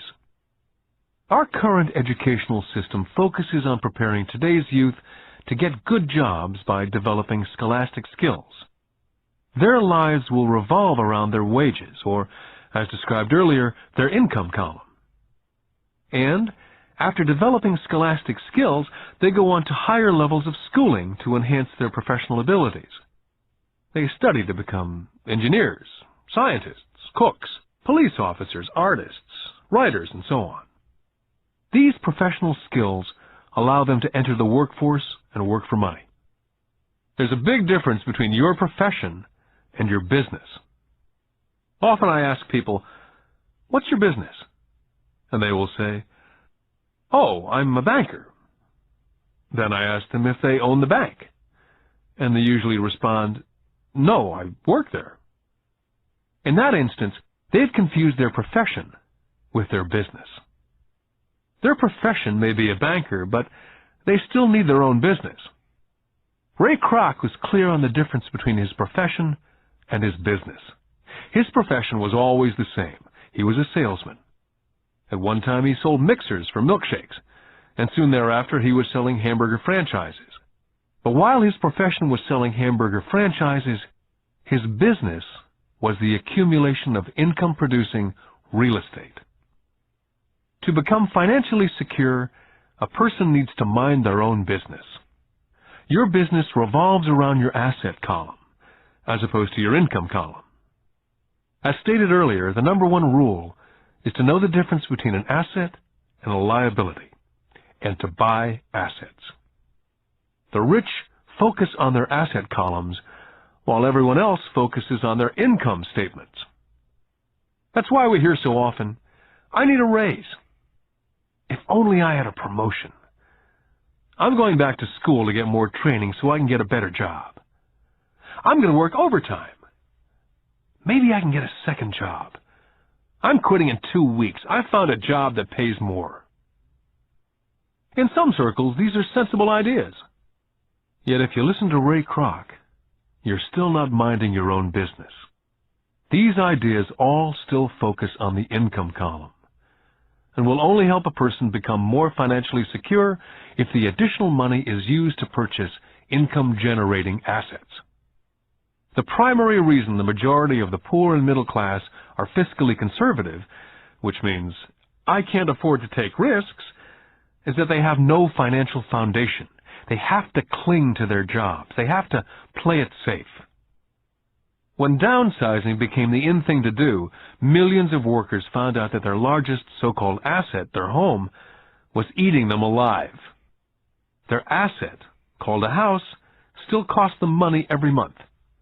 Their car, another asset, was eating them alive. The golf clubs in the garage that cost $1,000 were not worth $1,000 anymore. Without job security, they had nothing to fall back on. What they thought were assets could not help them survive in a time of financial crisis. So, many people have put themselves in deep financial trouble when they run short of income. To raise cash, they sell their assets. First, their personal assets can generally be sold for only a fraction of the value that's listed in their personal balance sheet. Or, if there's a gain on the sale of the assets, they're taxed on the gain. So again, the government takes its share of the gain, thus reducing the amount available to help them out of debt. That's why I say someone's net worth is often worth less than they think. Start minding your own business. Keep your daytime job, but start buying real assets, not liabilities or personal effects that have no real value once you get them home. A new car loses nearly 25% of the price you pay for it the moment you drive it off the lot. It's not a true asset, even if your banker lets you list it as one. My $400 new titanium driver was worth $150 the moment I teed off. For adults, keep your expenses low, reduce your liabilities, and diligently build a base of solid assets. For young people who've not yet left home, it's important for parents to teach them the difference between an asset and a liability. Get them to start building a solid asset column before they leave home, get married, buy a house, have kids, and get stuck in a risky financial position, clinging to a job and buying everything on credit. I see so many young couples who get married and trap themselves into a lifestyle that will not let them get out of debt for most of their working years. For most people, just as the last child leaves home, the parents realize they've not adequately prepared for retirement, and they begin to scramble to put some money away. Then their own parents become ill, and they find themselves with new responsibilities. So, what kind of assets am I suggesting that you or your children acquire? In my world, real assets fall into several different categories. First, businesses that do not require my presence. I own them, but they're managed or run by other people. If I have to work there, it's not a business. It becomes my job. Then come categories such as stocks, bonds, mutual funds, income-generating real estate, notes or IOUs, royalties from intellectual property such as music, scripts, patents, and finally anything else that has value, produces income, or appreciates and has a ready market. As a young boy, my educated dad encouraged me to find a safe job. My rich dad, on the other hand, encouraged me to begin acquiring assets that I loved. If you don't love it, you won't take care of it. I collect real estate simply because I love buildings and land. I love shopping for them. I could look at them all day long. When problems arise, the problems are not so bad that it changes my love for real estate. For people who hate real estate, they shouldn't buy it. I love stocks of small companies, especially startups. The reason is that I am an entrepreneur, not a corporate person. In my early years, I worked in large organizations such as Standard Oil of California, the U.S. Marine Corps, and Xerox Corporation. I enjoyed my time with those organizations and have fond memories, but I know deep down I'm not a company man. I like starting companies, not running them. So my stock buys are usually of small companies, and sometimes I even start the company and take it public. Fortunes are made in new stock issues, and I love the game. Many people are afraid of small-cap companies and call them risky, and they are. But risk is always diminished if you love what the investment is, understand it, and know the game. For years, even while I was with the Marine Corps and Xerox, I did what my rich dad recommended. I kept my daytime job, but I still minded my own business. I was active in my asset column. I traded real estate and small stocks. Rich Dad always stressed the importance of financial literacy. The better I was at understanding the accounting and cash management, the better I would be at analyzing investments and eventually starting and building my own company. I would not encourage anyone to start a company unless they really want to. Knowing what I know about running a company, I would not wish that task on anyone. There are times when people cannot find employment, where starting a company is a solution for them. The odds are against success. 9 out of 10 companies fail in 5 years. Of those that survive the first 5 years, 9 out of every 10 of those eventually fail as well. So only if you really have the desire to own your own company do I recommend it. Otherwise, keep your daytime job and mind your own business. When I say mind your own business, I mean to build and keep your asset column strong. Once a dollar goes into it, never let it come out. Think of it this way.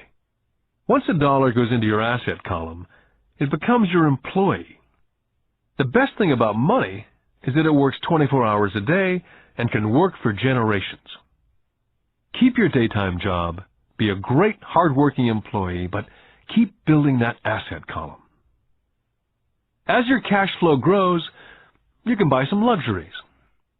An important distinction is that rich people buy luxuries last, while the poor and middle class tend to buy luxuries first. The poor and middle class often buy luxury items such as big houses, diamonds, furs, jewelry, or boats because they want to look rich.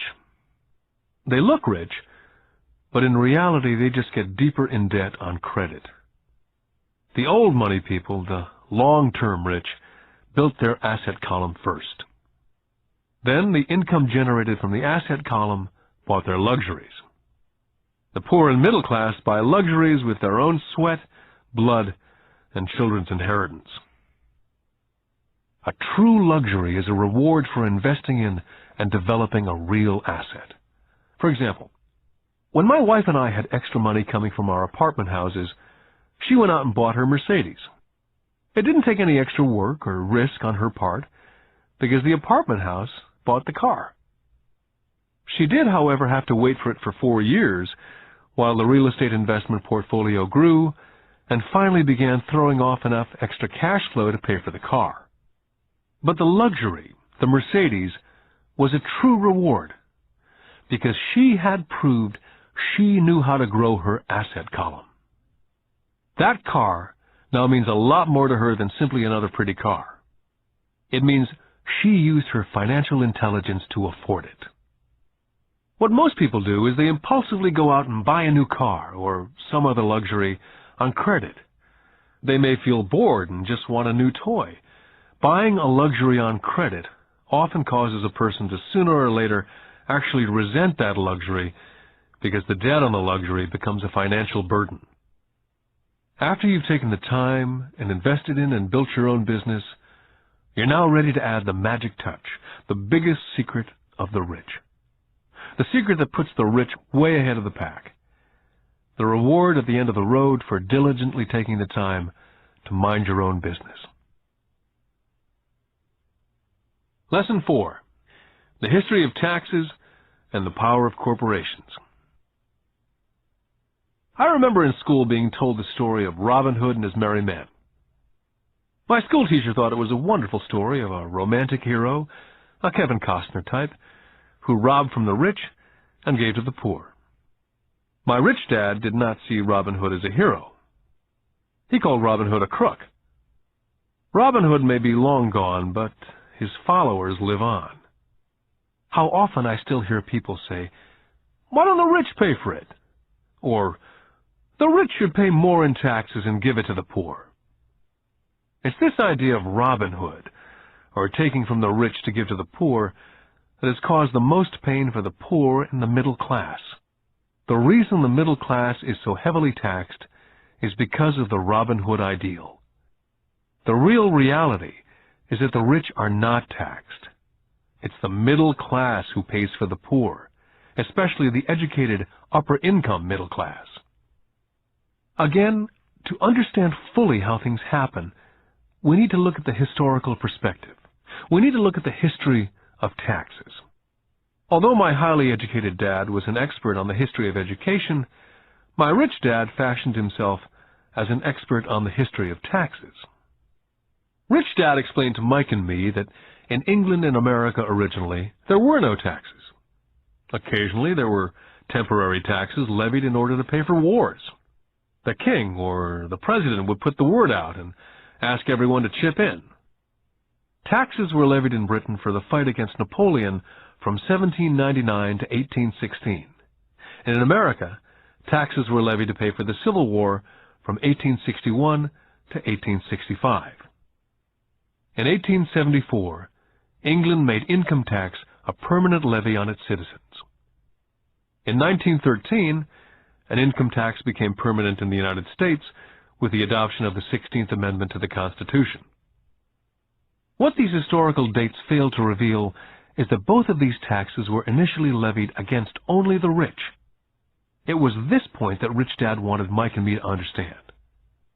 He explained that the idea of taxes was made popular and accepted by the majority by telling the poor and the middle class that taxes were created only to punish the rich. This is how the masses voted for the law, and it became constitutionally legal. Although it was intended to punish the rich, in reality it wound up punishing the very people who voted for it, the poor and the middle class. Once government got a taste of money, the appetite grew, said Rich Dad. Your dad and I are exactly opposite. He's a government bureaucrat, and I'm a capitalist. We get paid, and our success is measured on opposite behaviors. He gets paid to spend money and hire people. The more he spends and the more people he hires, the larger his organization becomes. In the government, the larger his organization, the more he's respected. On the other hand, within my organization, the fewer people I hire and the less money I spend, the more I'm respected by my investors. That's why I don't like government people. They have different objectives from most business people. As the government grows, more and more tax dollars will be needed to support it. As I said, the passage of taxes was only possible because the masses believed in the Robin Hood theory of economics, which was to take from the rich and give to everyone else. The problem was that the government's appetite for money was so great that taxes soon needed to be levied on the middle class, and from there it kept trickling down. The rich, on the other hand, saw an opportunity. They do not play by the same set of rules. As I've stated, the rich already knew about corporations, which became popular in the days of sailing ships. The rich created the corporation as a vehicle to limit their risk to the assets of each voyage. The rich put their money into a corporation to finance the voyage. The corporation would then hire a crew to sail to the New World to look for treasures. If the ship was lost, the crew lost their lives, but the loss to the rich would be limited only to the money they invested for that particular voyage. It's the knowledge of the power of the legal structure of the corporation that really gives the rich a vast advantage over the poor and the middle class. Having two fathers teaching me, one a socialist and the other a capitalist, I quickly began to realize that the philosophy of the capitalist made more financial sense to me. It seemed to me that the socialists ultimately penalized themselves due to their lack of financial education. No matter what the take-from-the-rich crowd came up with, the rich always found a way to outsmart them. That is how taxes were eventually levied on the middle class. The rich outsmarted the intellectuals solely because they understood the power of money, a subject not taught in schools. How did the rich outsmart the intellectuals? Once the take-from-the-rich tax was passed, cash started flowing into government coffers. Initially, people were happy. Money was handed out to government workers and the rich. It went to government workers in the form of jobs and pensions. It went to the rich via their factories receiving government contracts. The government became a large pool of money, but the problem was the fiscal management of that money. There really is no recirculation. In other words, the government policy, if you were a government bureaucrat, was to avoid having excess money. If you failed to spend your allotted funding, you risked losing it in the next budget. You'd certainly not be recognized for being efficient. Business people, on the other hand, are rewarded for having excess money and are recognized for their efficiency. As this cycle of growing government spending continued, the demand for money increased, and the tax the rich idea was now being adjusted to include lower income levels, down to the very people who voted it in, the poor and the middle class. True capitalists used their financial knowledge to simply find a way to escape. They headed back to the protection of a corporation. A corporation protects the rich. But what many people who've never formed a corporation do not know is that a corporation is not really a thing. A corporation is merely a file folder with some legal documents in it, sitting in some attorney's office registered with a state government agency. It's not a big building with the name of the corporation on it. It's not a factory or a group of people. A corporation is merely a legal document that creates a legal body without a soul. The wealth of the rich was once again protected. Once again, the use of corporations became popular once the permanent income laws were passed, because the income tax rate of the corporation was less than the individual income tax rates. In addition, as I said earlier, certain expenses could be paid with pre-tax dollars within the corporation. This war between the haves and the have-nots has been going on for hundreds of years. It's the take-from-the-rich crowd versus the rich. The battle is waged whenever and wherever laws are made. The battle will go on forever. The problem is, the people who lose are the uninformed, the ones who get up every day and diligently go to work and pay taxes. If they only understood the way the rich play the game, they could play it too. Then they would be on their way to their own financial independence. This is why I cringe every time I hear a parent advise their children to go to school so they can find a safe, secure job. An employee with a safe, secure job without financial aptitude has no escape. Average Americans today work 5 to 6 months for the government before they make enough to cover their taxes. In my opinion, that is a long time. The harder you work, the more you pay the government. That's why I believe that the idea of take from the rich backfired on the very people who voted it in. Every time people try to punish the rich don't simply comply, they react. They have the money, power, and intent to change things.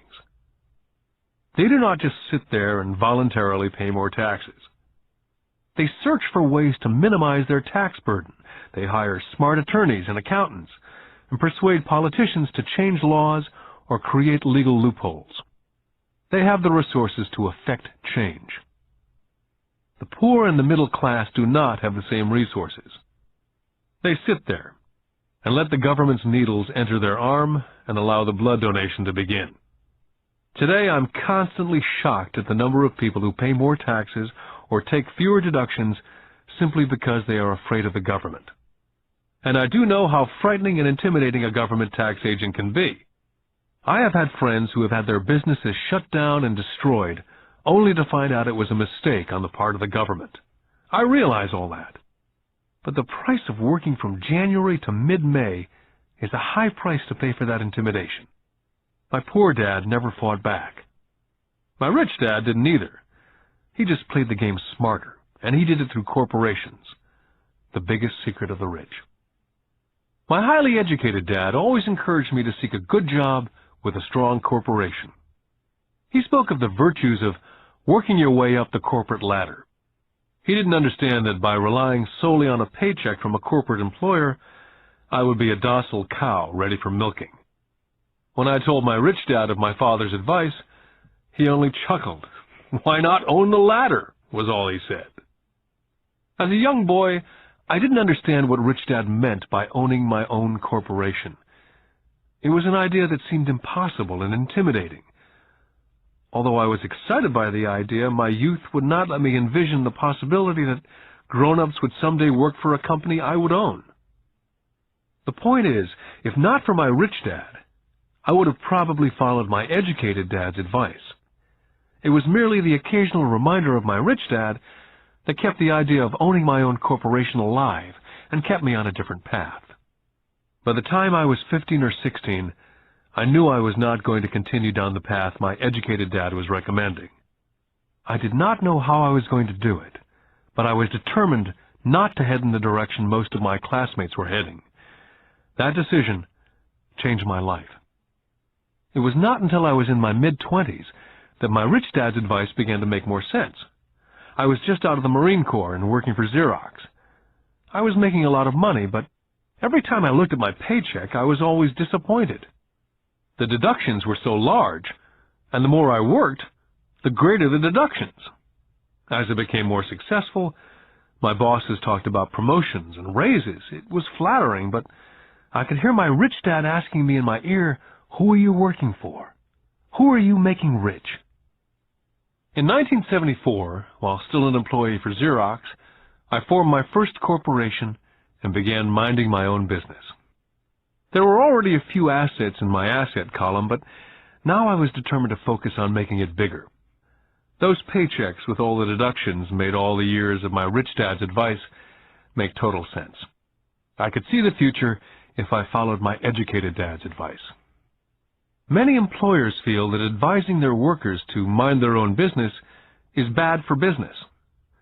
I'm sure it can be for certain individuals, but for me, focusing on my own business, developing assets, made me a better employee. I now had a purpose. I came in early and worked diligently, amassing as much money as possible so I could begin investing in real estate. Hawaii was just set to boom, and there were fortunes to be made. The more I realized we were in the beginning stages of a boom, the more Xerox machines I sold. The more I sold, the more money I made, and of course, the more deductions there were from my paycheck. It was inspiring. I wanted out of the trap of being an employee so badly that I worked harder, not less. By 1978, I was consistently one of the top 5 salespeople in sales, often number 1. I badly wanted out of the rat race. In less than 3 years, I was making more in my own little corporation, which was a real estate holding company, than I was making at Xerox. And the money I was making in my asset column in my own corporation was money working for me, not me pounding on doors selling copiers. My rich dad's advice made much more sense. Soon the cash flow from my properties was so strong that my company bought me my first Porsche. My fellow Xerox salespeople thought I was spending my commissions. I wasn't. I was investing my commissions in assets. My money was working hard to make more money. Each dollar in my asset column was a great employee, working hard to make more employees and buy the boss a new Porsche with before-tax dollars. I began to work harder for Xerox. The plan was working, and my Porsche was the proof. By using the lessons I learned from my rich dad, I was able to get out of the proverbial rat race of being an employee at an early age. It was made possible because of the strong financial knowledge I'd acquired through these lessons. Without this financial knowledge, which I call my financial IQ, my road to financial independence would have been much more difficult. I now teach others through financial seminars in the hope that I may share my knowledge with them. Whenever I do my talks, I remind people that financial IQ is made up of knowledge from 4 broad areas of expertise. The first area is accounting, what I call financial literacy, a vital skill if you want to build an empire. The more money you're responsible for, the more accuracy is required, or the house comes tumbling down.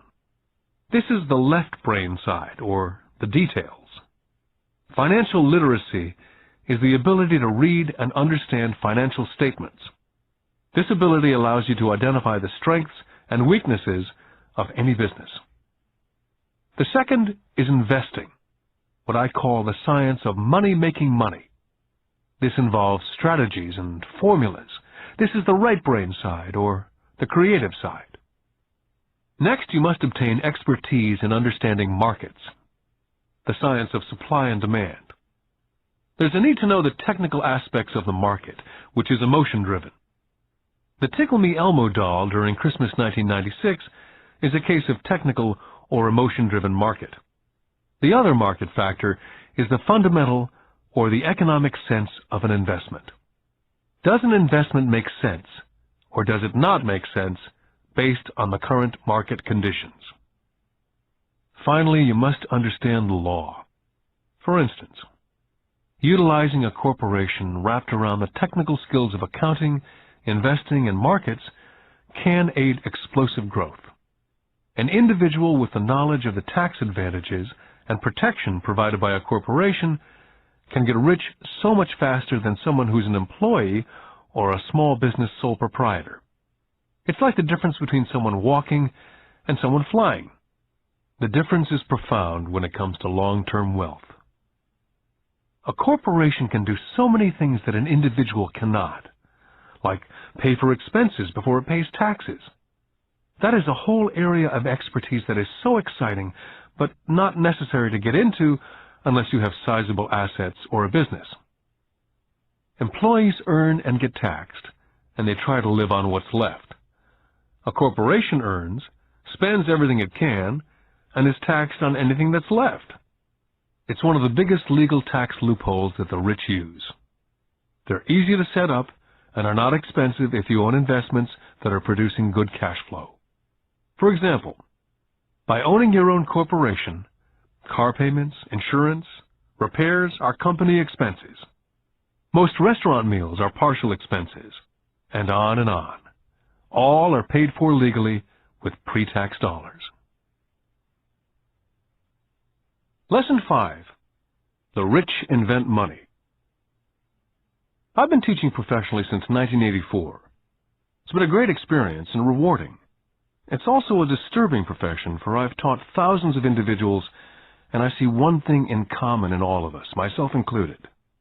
We all have tremendous potential, and we are all blessed with gifts.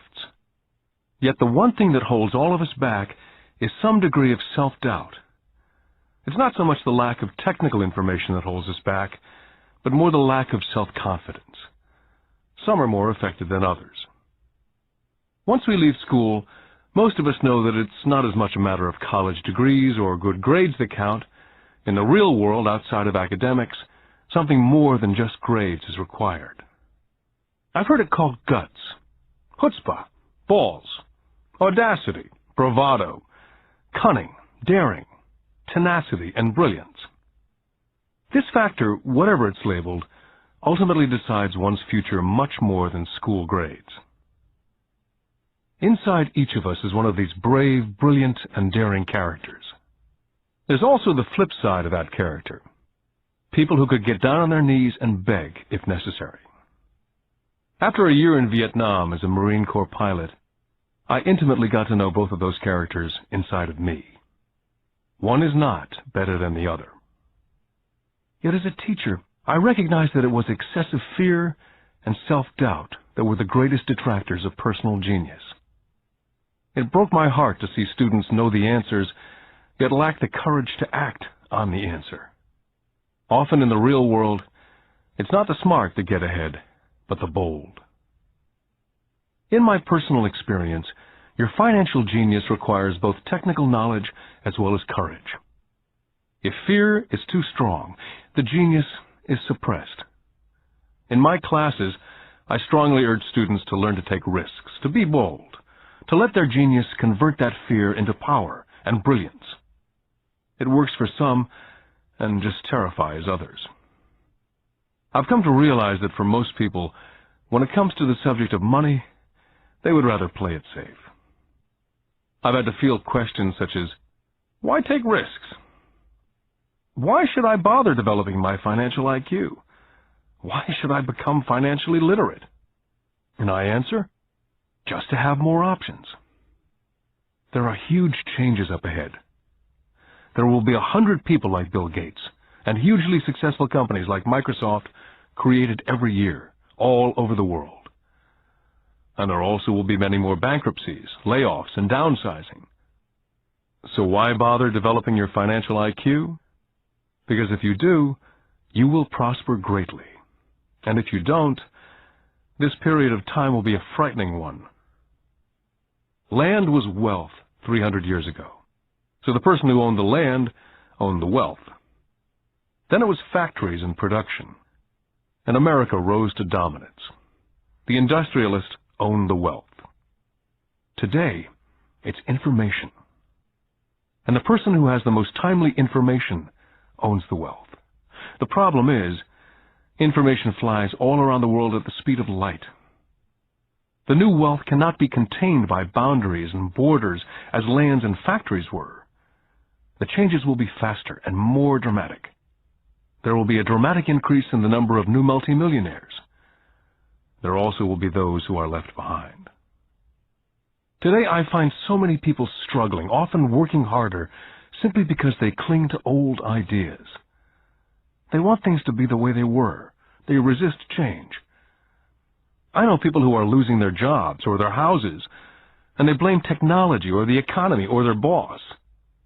Sadly, they fail to realize that they might be the problem. Old ideas are their biggest liability. It's a liability simply because they fail to realize that while that idea or way of doing something was an asset yesterday, yesterday is gone. One afternoon I was teaching investing using a game I'd invented, cash flow, as a teaching tool. A friend had brought someone along to attend the class. This friend of a friend was recently divorced, had been badly burned in the divorce settlement, and was now searching for some answers. Her friend thought the class might help. The game was designed to help people learn how money works. In playing the game, they learn about the interaction of the income statement with the balance sheet. They learn how cash flows between the two, and how the road to wealth is through striving to increase your monthly cash flow from the asset column to the point that it exceeds your monthly expenses. Once you accomplish this, you're able to get out of the rat race and onto the fast track. As I've said, some people hate the game, some love it, and others miss the point. This woman missed a valuable opportunity to learn something. In the opening round, she drew a doodad card with the boat on it. At first she was happy. Oh, I've got the boat! Then, as her friend tried to explain how the numbers worked on her income statement and balance sheet, she got frustrated because she had never liked math. The rest of her table waited while her friend continued explaining the relationship between the income statement, balance sheet, and monthly cash flow. Suddenly, when she realized how the numbers worked, it dawned on her that her boat was eating her alive. Later on in the game, she was also downsized and had a child. It was a horrible game for her. After the class, her friend came by and told me that she was upset. She'd come to the class to learn about investing and did not like the idea that it took so long to play a silly game. Her friend attempted to tell her to look within herself to see if them reflected on herself in any way. With that suggestion, the woman demanded her money back. She said that the very idea that a game could be a reflection of her was ridiculous. Her money was promptly refunded, and she left. Since 1984, I have made millions simply by doing what the school system does not. In school, most teachers lecture. I hated lectures as a student. I was soon bored, and my mind would drift.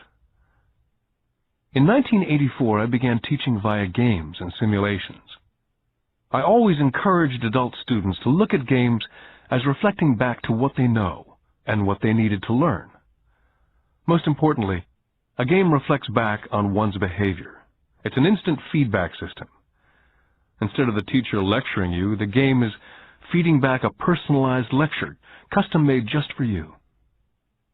The friend of the woman who left later called to give me an update. She said her friend was fine and had calmed down. In her cooling-off period, she could see some relationships between the game and her life. Just like a board game, the world is always providing us with instant feedback. We could learn a lot if we tuned in more. One day, not long ago, I complained to my wife that the cleaners must have shrunk my pants. My wife gently smiled and poked me in the stomach to inform me that the pants had not shrunk. Something else had expanded. Me. The game Cash Flow was designed to give every player personal feedback. The purpose is to give you options. If you draw the boat card and it puts you into debt, the question is, now what can you do? How many different financial options can you come up with? That's the purpose of the game. To teach players to think and create new and various financial options. I've watched this game played by more than 1,000 people. The people who get out of the rat race in the game the quickest are the people who understand numbers and have creative financial minds. They recognize different financial options. People who take the longest are people who aren't familiar with numbers and often do not understand the power of investing. Rich people are often creative and take calculated risks. There have been people playing Cash Flow who gain lots of money in the game, but they don't know what to do with it. Most of them have not been financially successful in real life either. Everyone else seems to be getting ahead of them, even though they have money. And that's true in real life. There are a lot of people who have a lot of money and do not get ahead financially. Limiting your options is the same as hanging on to old ideas. I have a friend from high school who now works at 3 jobs. 20 years ago, he was the richest of all my classmates. When the local sugar plantation closed, the company he worked for went down with the plantation. In his mind, he had but one option, and that was the old option: work hard. The problem was, he couldn't find an equivalent job that recognized his seniority in the old company. As a result, he's overqualified for the jobs he currently has, so his salary is lower. He now works 3 jobs to earn enough to survive. I've watched people playing Cash Flow complaining that the right opportunity cards are not coming their way, so they sit there. I know people who do that in real life. They wait for the right opportunity. I've watched people get the right opportunity card and then not have enough money. Then they complain they would have gotten out of the rat race if they'd had more money. So they sit there. I know people in real life who do that also. They see all the great deals, but they have no money. And I have people pull a great opportunity card, read it out loud, and have no idea that it's a great opportunity. They have the money, the time is right, they have the card, but they can't see the opportunity staring at them.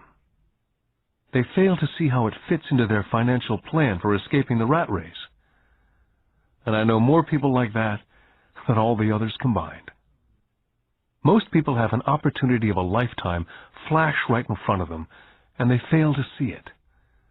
A year later, they find out about it after everyone else got rich. Financial intelligence is simply having more options. If the opportunities aren't coming your way, what else can you do to improve your financial position? If an opportunity lands in your lap and you have no money and the bank won't talk to you, what else can you do to get the opportunity to work in your favor?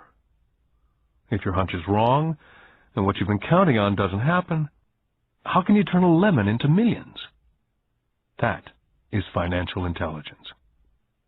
It's not so much what happens, but how many different financial solutions you can think of to turn a lemon into millions. It's how creative you are in solving financial problems. Most people only know one solution: work hard, save, and borrow. So why would you want to increase your financial intelligence? Because you want to be the kind of person who creates your own luck. You can take whatever happens and make it better. Few people realize that luck is created, just as money is. And if you want to be luckier and create money instead of working hard, then your financial intelligence is important. If you're the kind of person who's waiting for the right thing to happen, you might wait for a long time. It's like waiting for all the traffic lights to be green for 5 miles before starting the trip. As young boys, Mike and I were constantly told by my rich dad that money is not real. Rich Dad occasionally reminded us of how close we came to the secret of money on that first day we got together and began making money out of plaster of Paris. The poor and middle class work for money, he would say. The rich make money. The more real you think money is, the harder you will work for it. If you can grasp the idea that money is not real, you will grow richer faster. What is it? Was a question Mike and I often came back with. What is money if it's not real? What we agree it is, was all Rich Dad would say. The single most powerful asset we all have is our mind. If it's trained well, it can create enormous wealth in what seems to be an instant. I'll give you a simple example of creating money. In the early 1990s, the economy of Phoenix was horrible. I was watching the TV show Good Morning America when a financial planner came on and began forecasting doom and gloom. His advice was to save money. Put $100 away every month, he said, and in 40 years you will be a multimillionaire. Well, putting money away every month is a sound idea.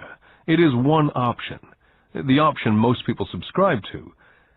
The problem is this: it blinds the person from what's really going on. They miss major opportunities for much more significant growth of their money. The world is passing them by.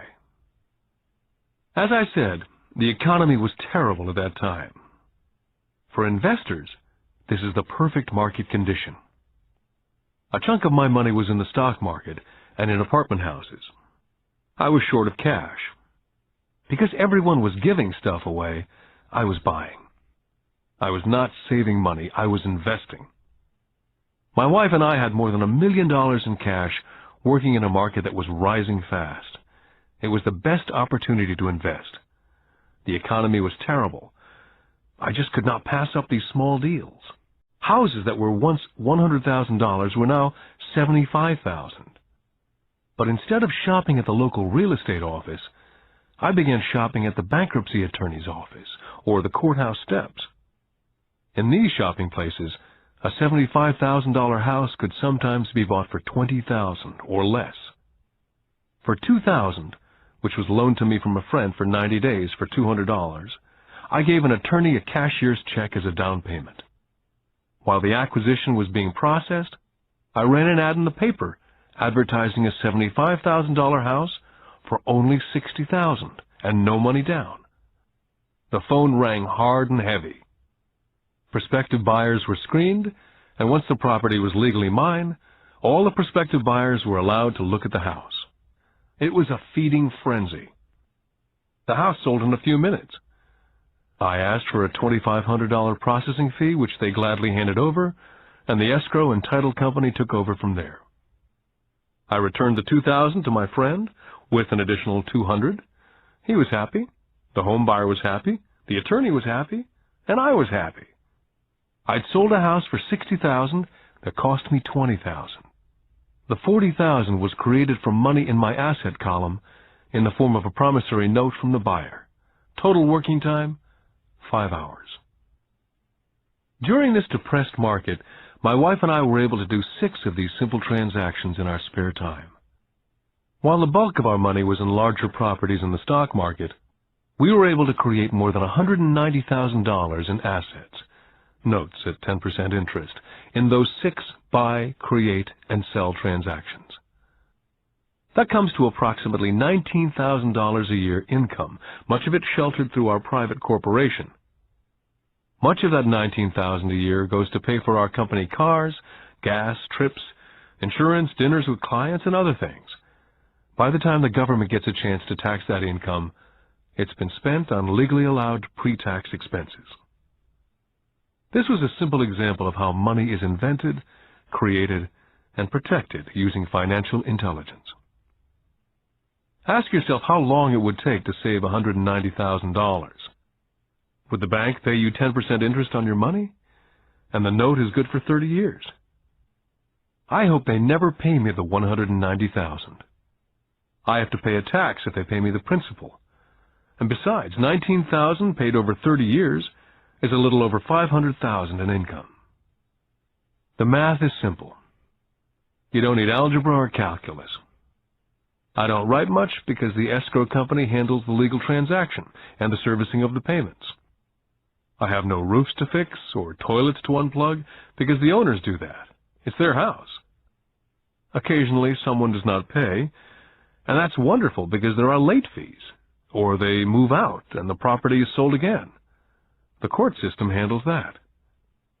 And it may not work in your area. The market conditions may be different, but the example illustrates how a simple financial process can create hundreds of thousands of dollars with little money and low risk. It's an example of money being only an agreement. Anyone with a high school education can do it. Yet most people won't. Most people listen to the standard advice of work hard and save money.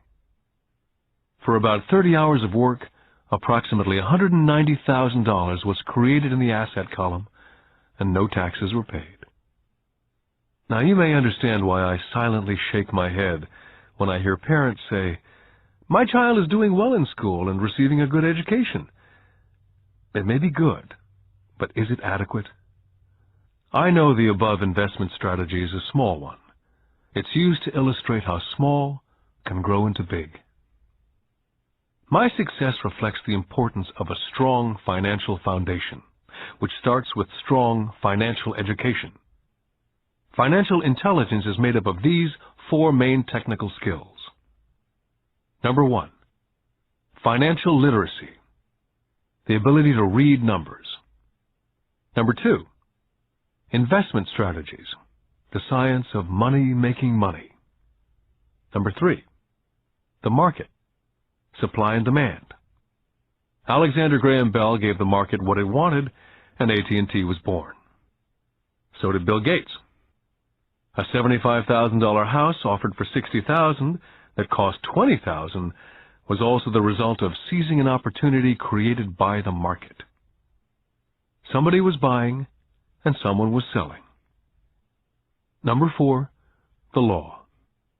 The awareness of accounting, corporate, state, and national rules and regulations. I recommend playing within the rules. It's this basic foundation, or the combination of these skills, that's needed to be successful in the pursuit of wealth. Whether it be through the buying of small homes, large apartments, companies, stocks, bonds, mutual funds, precious metals, baseball cards, or the like. Personally, I use 2 main vehicles to achieve financial growth: real estate and small stocks. I use real estate as my foundation. Day in and day out, my properties provide cash flow and occasional spurts of growth in value. The small cap stocks are used for fast growth. I do not recommend anything that I do. The examples are just that, examples. If the opportunity is too complex, and I do not understand the investment, I don't do it. Simple math and common sense is all that's needed to do well financially.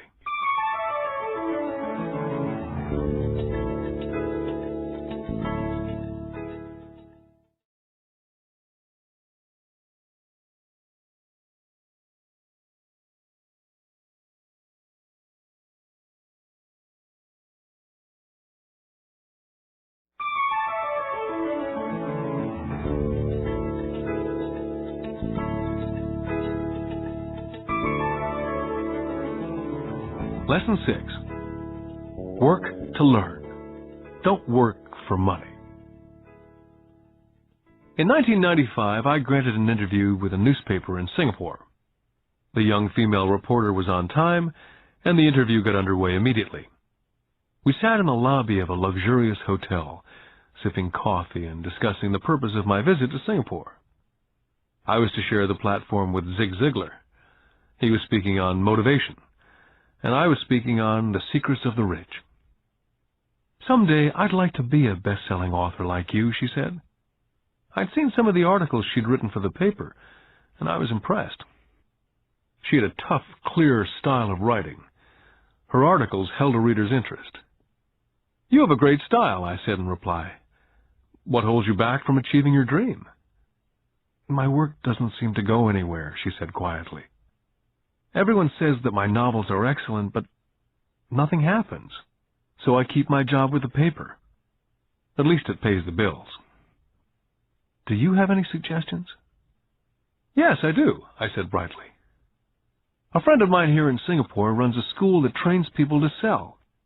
He runs sales training courses for many of the top corporations here in Singapore. And I think attending one of his courses would greatly enhance your career." She stiffened. "Are you saying that I should go to school to learn to sell?"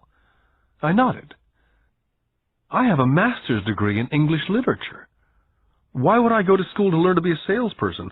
I'm a professional." She was now packing her briefcase forcibly. The interview was over. On the coffee table sat a copy of my first book. I picked it up as well as the notes that she jotted down on her legal pad. "Do you see this?" I said, pointing to her notes. She looked down at her notes. "What?" she said, confused. Again, I pointed deliberately to her notes. On her pad, she'd written, "Robert Kiyosaki, best-selling author." It says best-selling author, not best-writing author. Her eyes widened immediately. "I'm a terrible writer. You're a great writer. I went to sales school. You have a master's degree. Put them together and you get a best-selling author and a best-writing author." Anger flared from her eyes. "I'll never stoop so low as to learn how to sell. People like you have no business writing. I'm a professionally trained writer, and you're a salesman. It's not fair." The rest of her notes were put away, and she hurried out through the large glass doors into the humid Singapore morning. At least she gave me a fair and favorable write-up the next morning. The world is filled with smart, talented, educated, and gifted people. We meet them every day. They're all around us. I'm constantly shocked at how little talented people earn. I heard the other day that less than 5% of Americans earn more than $100,000 a year. I've met brilliant, highly educated people who earn less than $20,000 a year. A business consultant who specializes in the medical trade was telling me how many doctors, dentists, and chiropractors struggle financially. All this time, I thought that when they graduated, the dollars would pour in. It was this business consultant who gave me the phrase, "They are one skill away from great wealth." What this phrase means is that most people need only to learn and master one more skill, and their income would jump exponentially. I have mentioned before that financial intelligence is a synergy of accounting, investing, marketing, and law. Combine these 4 technical skills, and making money with money is easier. When it comes to money, the only skill most people know is to work hard. The classic example of a synergy of skills was that young writer for the newspaper. If she diligently learned the skills of sales and marketing, her income would jump dramatically. If I were her, I would take some courses in advertising copywriting as well as sales. Then instead of working at the newspaper, I would seek a job at an advertising agency. Even if it were a cut in pay, she'd learn how to communicate in shortcuts that are used in successful advertising. She also would spend time learning public relations, an important skill. She would learn how to get millions in free publicity.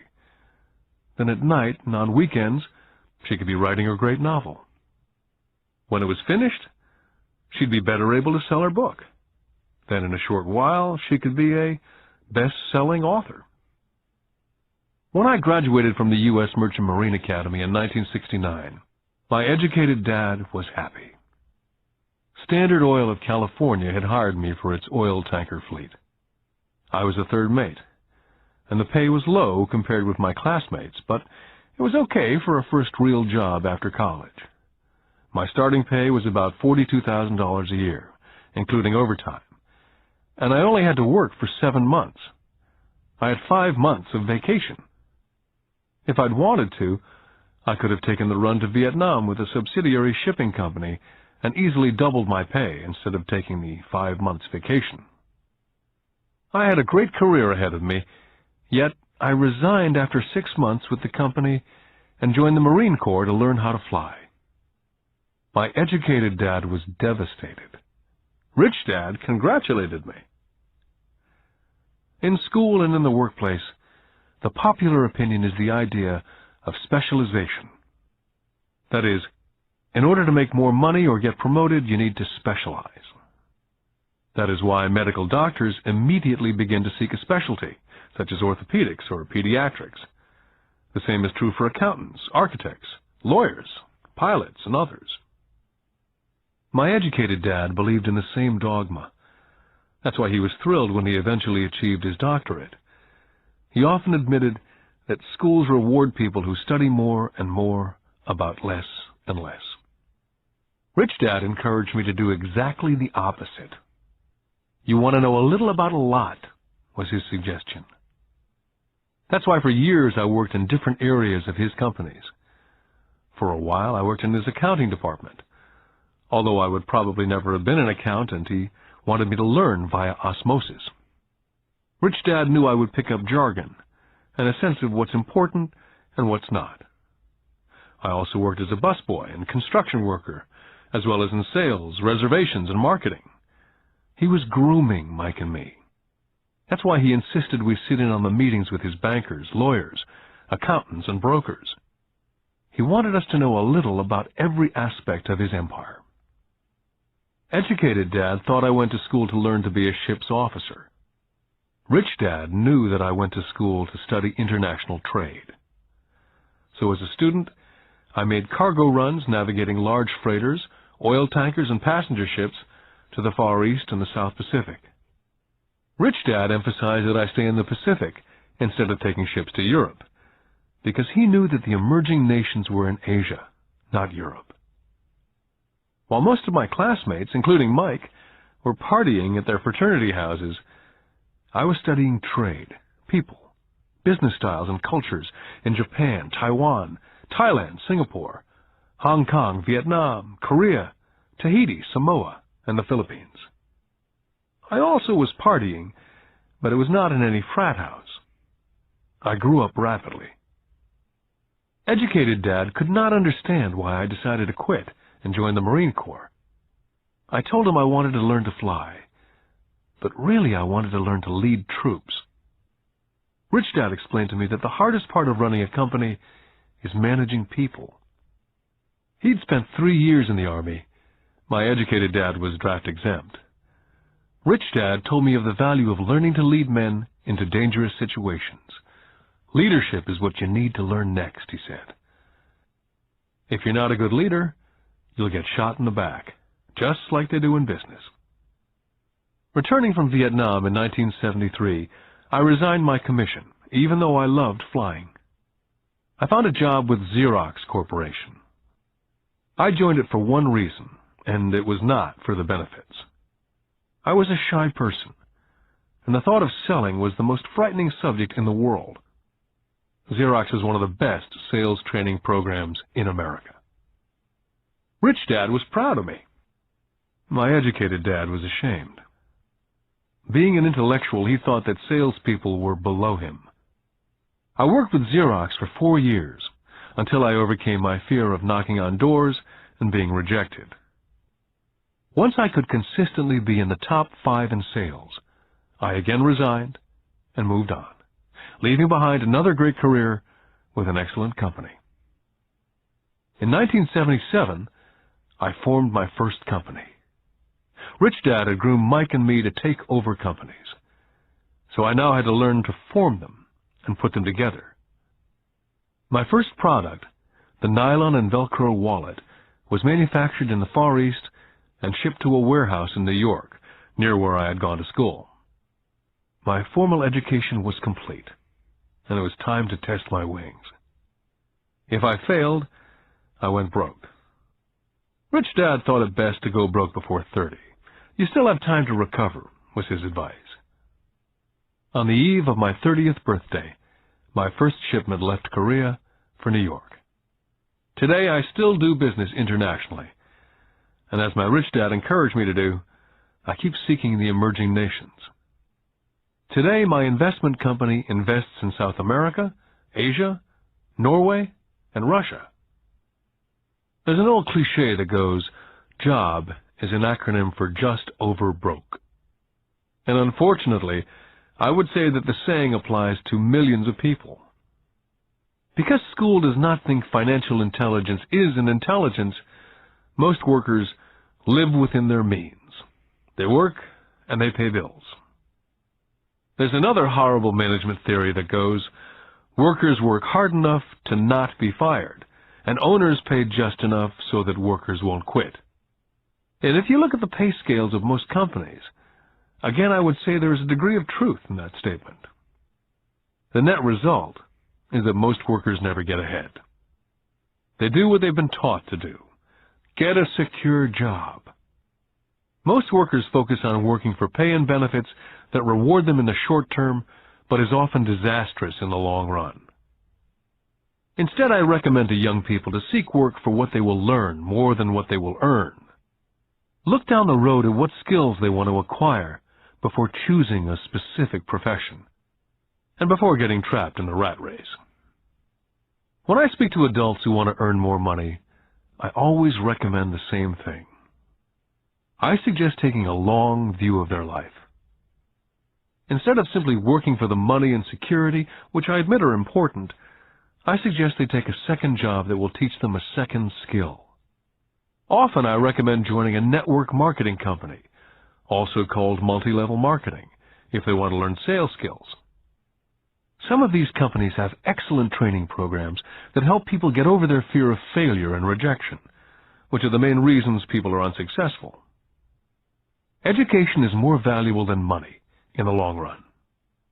When I ask the classes I teach, how many of you can cook a better hamburger than McDonald's? Almost all of the students raise their hands. I then ask, so if most of you can cook a better hamburger, how come McDonald's makes more money than you? The answer is obvious. McDonald's is excellent at business systems. The reason so many talented people are poor is because they focus on building a better hamburger and know little to nothing about business systems. A friend of mine in Hawaii is a great artist. He makes a sizable amount of money. One day his mother's attorney called to tell him that she had left him $35,000. That is what was left of her estate after the attorney and the government took their shares. Immediately he saw an opportunity to increase his business by using some of this money to advertise. 2 months later, his first 4-color full-page ad appeared in an expensive magazine that targeted the very rich. The ad ran for 3 months.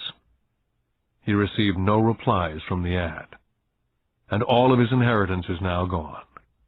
He now wants to sue the magazine for misrepresentation. This is a common case of someone who can build a beautiful hamburger but knows little about business. When I asked him what he'd learned, his only reply was that advertising salespeople are crooks.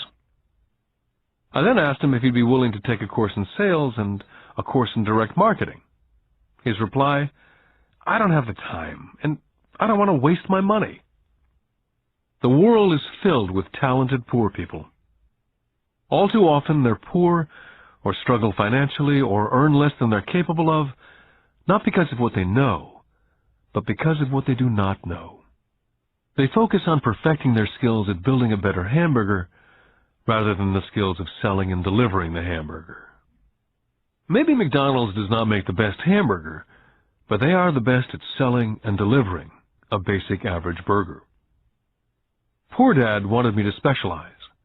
That was his view on how to be paid more. Rich Dad advised that Mike and I groom ourselves. Many corporations do the same thing. They find a young, bright student out of business school and begin grooming that person to someday take over the company. So these bright young employees do not specialize in one department. They're moved from department to department to learn all the aspects of business systems. The rich often groom their children or the children of others. By doing so, their children gain an overall knowledge of the operations of the business and how the various departments interrelate. For the World War II generation, it was considered bad to skip from company to company. Today, it's considered smart. Since people will skip from company to company rather than seek greater specialization, why not seek to learn more than earn? In the short term, it may earn you less. In the long term, it will pay off in large dividends. The main management skills needed for success are the management of cash flow, the management of systems, including yourself and time with family, and the management of people. The most important specialized skills are sales and understanding marketing. It's the ability to sell, therefore to communicate to another human being, be it a customer, employee, boss, spouse, or child, that is the base skill of personal success. It is communication skills such as writing, speaking, and negotiating that are crucial to a life of success. It's a skill that I work on constantly, attending courses or buying educational tapes to expand my knowledge. Rich Dad encouraged Mike and me to know a little about a lot. He encouraged us to work with people smarter than we were, and to bring smart people together to work as a team. Today it would be called a synergy of professional specialties. Today I meet ex-school teachers earning hundreds of thousands of dollars a year. They earn that much because they have specialized skills in their field, as well as other skills. They can teach as well as sell and market. I know of no other skills to be more important than selling as well as marketing. The skills of selling and marketing are difficult for most people, primarily due to their fear of rejection.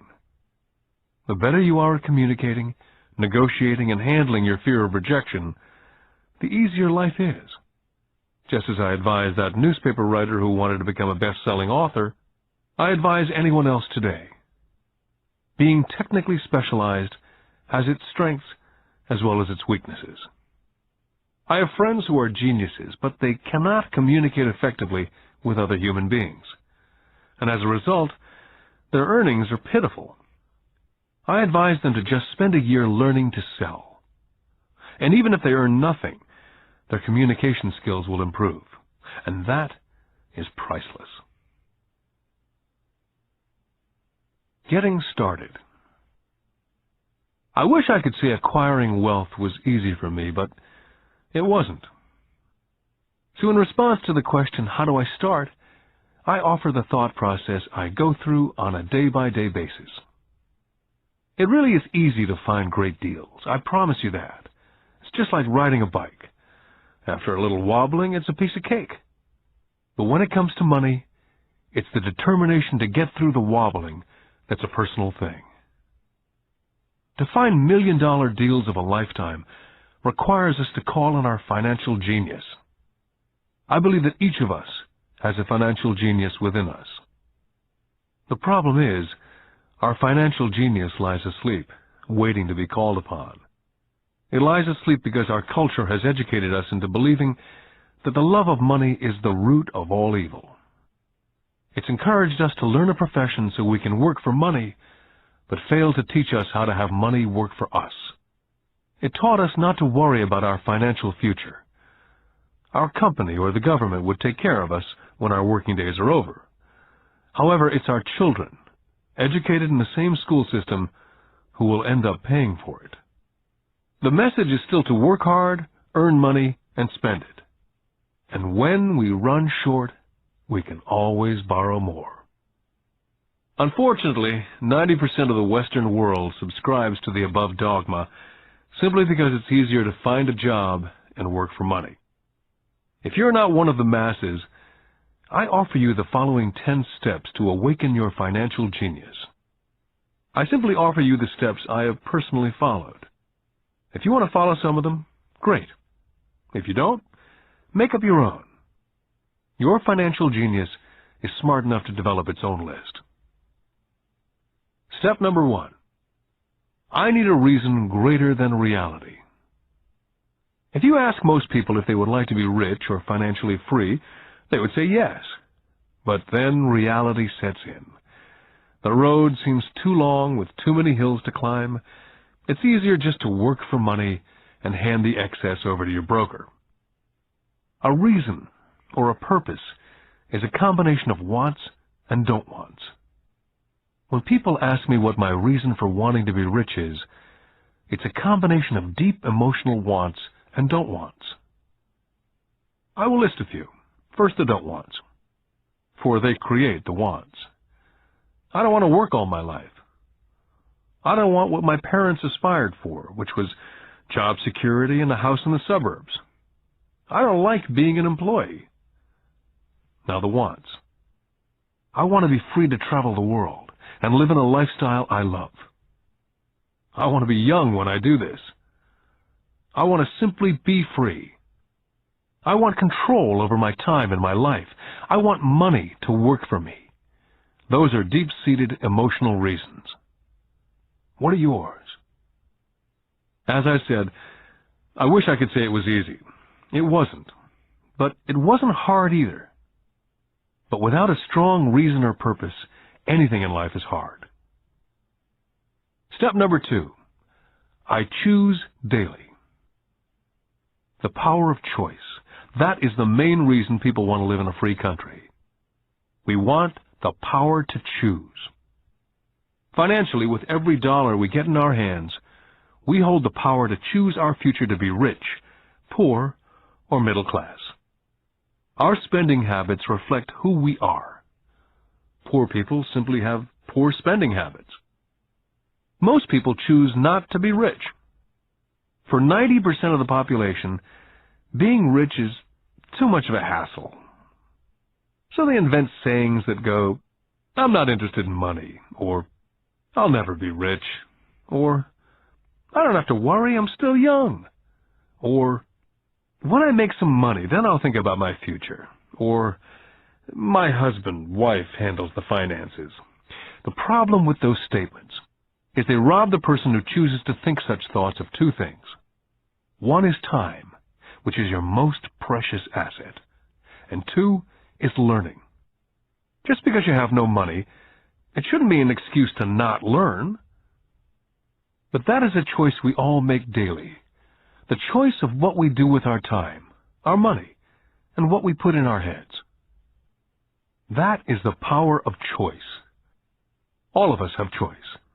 I just choose to be rich, and I make that choice every day. Step number 3. Choose friends carefully. First of all, I do not choose my friends by their financial statements. I have friends who have actually taken the vow of poverty, as well as friends who earn millions every year. The point is, I learn from all of them, and I consciously make the effort to learn from them. But there's one distinction that I'd like to point out. I've noticed that my friends with money talk about money, and I do not mean brag. They're interested in the subject, so I learn from them and they learn from me. My friends whom I know are in dire straits financially do not like talking about money, business, or investing. They often think it rude. So I also learn from my friends who struggle financially. I find out what not to do. Step number 4. Master a formula and then learn a new one. In order to make bread, every baker follows a recipe, even if it's only held in their head. The same is true for making money. That's why money is often called dough. When it comes to money, the masses generally have one basic formula they learned in school, and that is work for money. The formula I see that is predominant in the world is that every day millions of people get up and go to work, earn money, pay bills, balance checkbooks, buy some mutual funds, and go back to work. That is the basic formula or recipe. If you're tired of what you're doing or you're not making enough, it's simply a case of changing the formula via which you make money. Years ago, when I was 26, I took a weekend class called How to Buy Real Estate Foreclosures. I learned a formula. The next trick was to have the discipline to actually put into action what I had learned. That is where most people stop. For 3 years while working for Xerox, I spent my spare time learning to master the art of buying foreclosures. I've made several $1 million using that formula, but today it's too slow, and too many other people are doing it. So after I mastered that formula, I went in search of other formulas. For many of the classes, I did not use the information I learned directly, but I always learned something new. Step number 5. Pay yourself first. The power of self-discipline. If you cannot get control of yourself, do not try to get rich. You might first want to join the Marine Corps or some religious order so you can get control of yourself. It makes no sense to invest, make money, and blow it. It's the lack of self-discipline that causes most lottery winners to go broke soon after winning millions. It's the lack of self-discipline that causes people who get a raise to immediately go out and buy a new car or take a cruise. It's difficult to say which of the 10 steps is the most important, but of all the steps, this step is probably the most difficult to master if it's not already a part of your makeup. I would venture to say that it's the lack of personal self-discipline that is the number one delineating factor between the rich, poor, and middle class. I do not take the saying, pay yourself first, lightly. The Richest Man in Babylon by George Clason is where the statement, pay yourself first, comes from. Millions of copies have been sold. But while millions of people freely repeat that powerful statement, few follow the advice. For those who do follow it, their financial statement, income statement, and balance sheet shows income flowing into assets and assets supplying income. Each month, these people allocate money to their asset column before they pay their monthly expenses. Although millions of people have read Clason's book and understand the words pay yourself first, in reality they pay themselves last. Now I can hear the howls from those of you who sincerely believe in paying your bills first. And I can hear all the responsible people who pay their bills on time. I'm not saying be irresponsible and not pay your bills. All I'm saying is do what the program says, which is pay yourself first. The reason I don't have high credit card debt and doodad debt is because I want to pay myself first. Although I pay my bills last, I am financially astute enough to not get into a tough financial situation. To ensure paying yourself first, don't get into large debt positions that you have to pay for. Keep your expenses low. Build up assets first. Then, buy the big house or a nice car. Being stuck in the rat race is not intelligent. And when you come up short, let the pressure build and don't dip into your savings or investments. Use the pressure to inspire your financial genius to come up with new ways of making more money and then pay your bills. You will have increased your ability to make more money as well as your financial intelligence. Step number 6. Pay your brokers well. I often see people posting a sign in front of their house that says, for sale by owner. Or I see on TV today many people claiming to be discount brokers. My rich dad taught me to take the opposite tack. He believed in paying professionals well, and I have adopted that policy also. Today I have expensive attorneys, accountants, real estate brokers, and stockbrokers. Why? Because if, and I do mean if, the people are professionals, their services should make you money. And the more money they make, the more money I make. We live in an information age. Information is priceless. A good broker should provide you with information as well as take the time to educate you as to its meaning. Step number 7. Be an Indian giver. This is the power of getting something for nothing. When the first white settlers came to America, they were taken aback by a cultural practice some American Indians had. For example, if a settler was cold, the Indian would give the person a blanket. Mistaking it for a gift, the settler was often offended when the Indian asked for it back. The Indians also got upset when they realized the settlers did not want to give it back. That is where the term Indian giver came from. A simple cultural misunderstanding. In the world of the asset column, being an Indian giver is vital to wealth. The sophisticated investor's first question is, how fast do I get my money back? They also want to know what they get for free, also called a piece of the action. That is why the ROI, or return of and on investment, is so important. Frequently, my broker will call me and recommend I move a sizable amount of money into the stock of a company that he feels is just about to make a move that will add value to the stock, like announcing a new product. I will move my money in for a week to a month while the stock moves up. Then I pull my initial dollar amount out and stop worrying about the fluctuations of the market because my initial money is back and ready to work on another asset. So my money goes in and then it comes out, and I own an asset that was technically free. Step number 8. Assets buy luxuries. As I said in the section, pay yourself first. If a person cannot master the power of self-discipline, it's best not to try to get rich. For while the process of developing cash flow from an asset column in theory is easy, it's the mental fortitude of directing money that's hard. Due to external temptations, it's much easier in today's consumer world to simply blow it out of the expense column. Because of weak mental fortitude, that money flows into the paths of least resistance.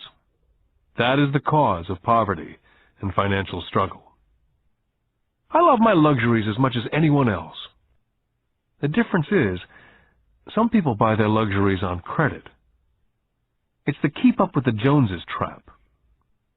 I use the income from my assets to buy my luxuries. When I wanted to buy a Porsche, the easy road would have been to call my banker and get a loan.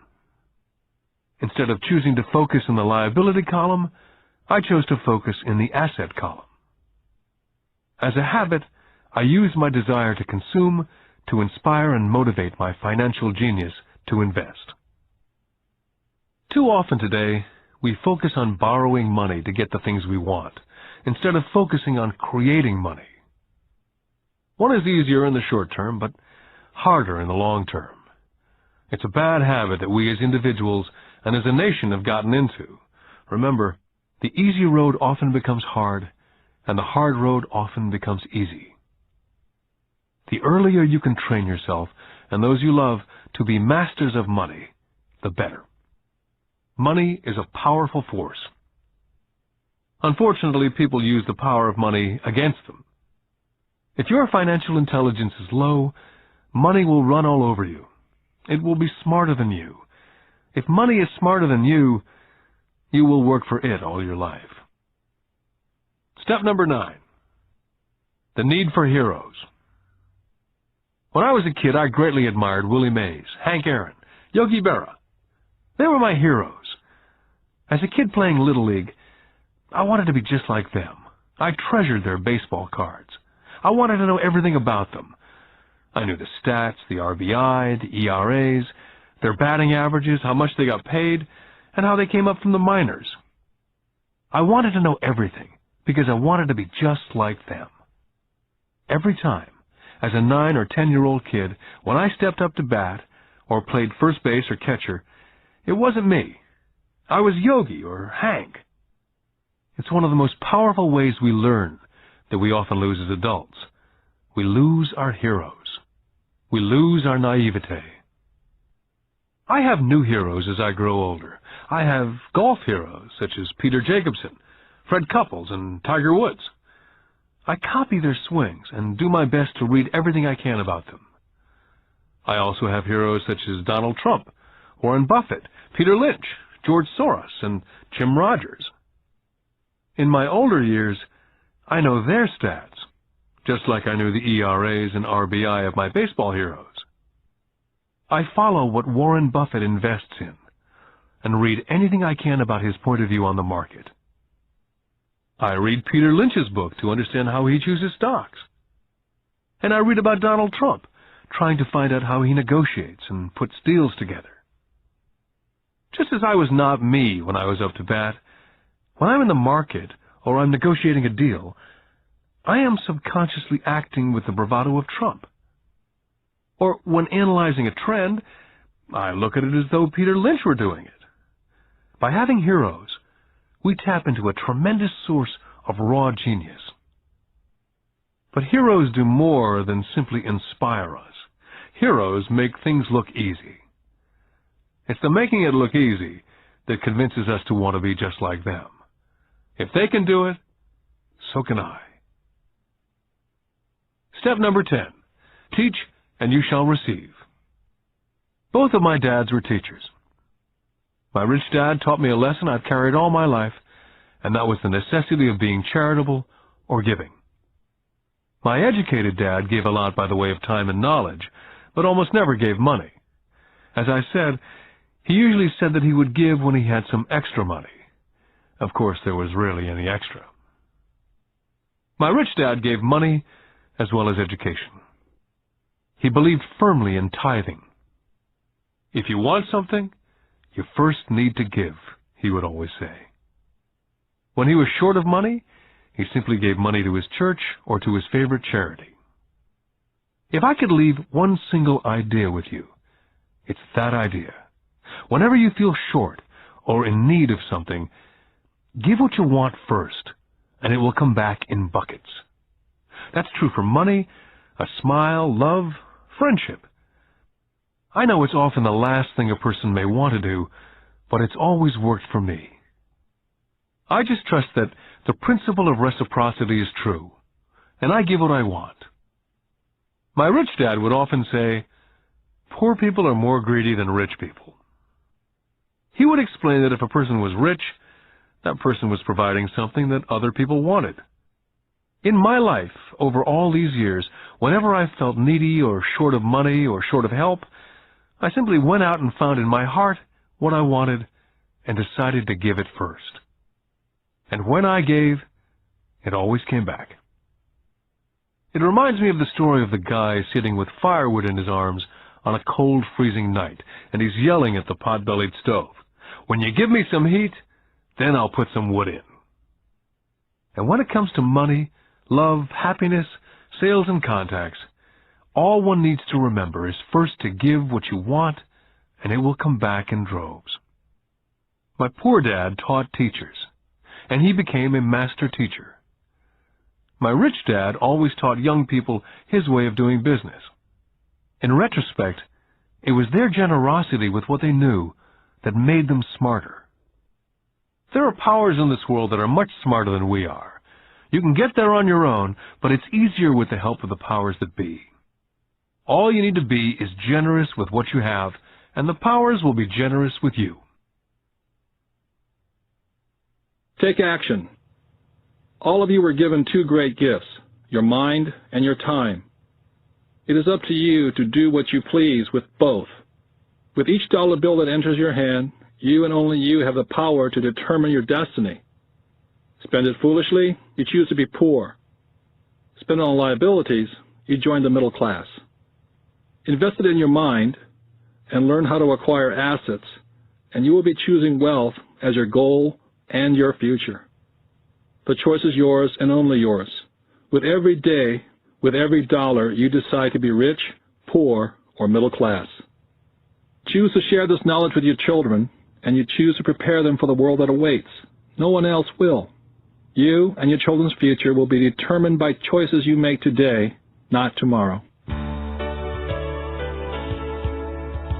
This has been a Time Warner Audiobooks production of Rich Dad, Poor Dad, written by Robert Kiyosaki with Sharon L. Lechter, CPA, and read by Stephen Hoy, featuring an introduction by Robert Kiyosaki.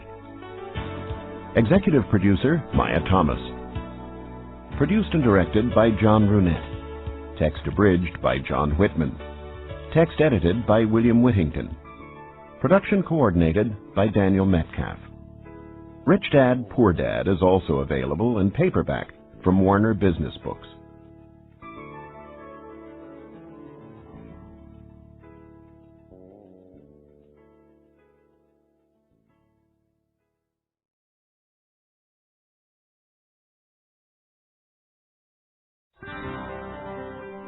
Here's a sample from audio bestseller Rich Dad's Cash Flow Quadrant, a guide to financial freedom, written by Robert T. Kiyosaki with Sharon L. Lechter, CPA. When people ask why Kim and I were homeless back in 1985, I tell them it was because of what my rich dad taught me about money. For me, money is important, yet I did not want to spend my life working for it. That is why I did not want a job.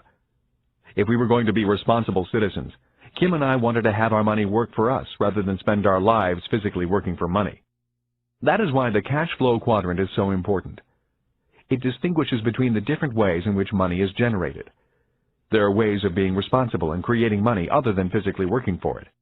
But in order to embrace wealth, it is essential to understand your relation to it. My highly educated dad had a strong belief that the love of money was evil, that to profit excessively meant you were greedy. He often said, "I'll never be rich," or "investing is risky," or "money isn't everything." My rich dad had a different point of view. He thought it foolish to spend your life working for money and pretend that money was not important. Rich Dad believed that life was more important than money, but money was important for supporting life. He often said, "You only have so many hours a day, and you can only work so hard. So why work hard for money? Learn to have money, and people work hard for you, and you can be free to do the things that are important." To my rich dad, what was important was to have lots of time to raise his kids, to have money to donate to charities and projects he supported, to bring jobs and financial stability to the community, to have time and money to take care of his health, and to be able to travel the world with his family. "Those things take money," said Rich Dad. "That is why money is important to me. Money is important, but I don't want to spend my life working for it." It was my rich dad who often referred to the cash flow quadrant when I was a young boy. He would explain to me the difference between someone who was successful on the left side versus the right side. Having two dynamic and successful father figures around me gave meaning to what each was saying. But it was what they were doing that allowed me to begin to notice the differences between the ES side of the quadrant and the BI side. One painful lesson I experienced as a young boy was simply how much time one dad had available to spend with me versus the other. As the success and prominence of both dads grew, it was obvious that one dad had less and less time to spend with his wife and 4 children. My real dad was always on the road, at meetings, or dashing off to the airport for more meetings. The more successful he got, the fewer dinners we had together as a family. Weekends he spent at home in his crowded little office buried under paperwork. My rich dad, on the other hand, had more and more free time as his success grew. One of the reasons I learned so much about money, finance, business, and life was simply because my rich dad had more and more free time for his children and me. Rich Dad's Cash Flow Quadrant is also available in paperback from Warner Business Books. Here's a sample from audio bestseller Rich Dad's Guide to Investing, What the Rich Invest In, that the poor and middle class do not. Written by Robert T. Kiyosaki with Sharon L. Lechter, CPA. Investor lesson number 1, the choice. When it comes to money and investing, people have 3 fundamental reasons or choices for investing, Rich Dad said. They are to be secure, to be comfortable, or to be rich. Rich Dad went on to say, all 3 choices are important. The difference in one's life occurs when the choices are prioritized. He explained that most people make their money and investment choices in that exact order. In other words, their first choice when it comes to money decisions is security. Second is comfort, and third is to be rich. That is why most people make job security their highest priority. After they have a secure job or profession, then they focus on comfort. The last choice for most people is to be rich. Rich Dad said, most people dream of becoming rich, but it is not their first choice. He went on to say, only 3 out of 100 people in America are rich because of this priority of choices. For most people, if becoming rich disturbs their comfort or makes them feel insecure, they will forsake becoming rich. That is why so many people want that one hot investment tip. People who make security and comfort their first and second choices look for ways to get rich quick that are easy, risk-free, and comfortable. A few people do get rich on one lucky investment, but all too often, they lose it all again. I often hear people say, I'd rather be happy than rich. That comment has always sounded very strange to me, since I have been both rich and poor, and in both financial positions I have been both happy and unhappy. I wonder why people think they have to choose between happiness and being rich. When I reflect upon this lesson, it occurs to me that what people are really saying is that I'd rather feel secure and comfortable than be rich. That is because if they felt insecure or uncomfortable, they were not happy. For me, I was willing to feel insecure and uncomfortable in order to be rich. I have been rich and poor as well as happy and unhappy. But I assure you that when I was poor and unhappy, I was much unhappier than when I was rich and unhappy.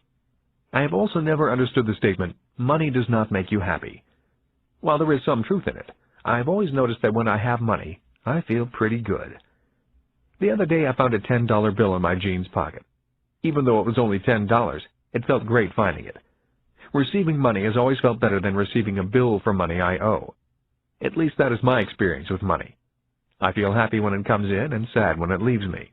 That day, I put my priorities in this order. First, to be rich, then to be comfortable, and finally, to be secure. Rich Dad's Guide to Investing is also available in paperback from Warner Business Books.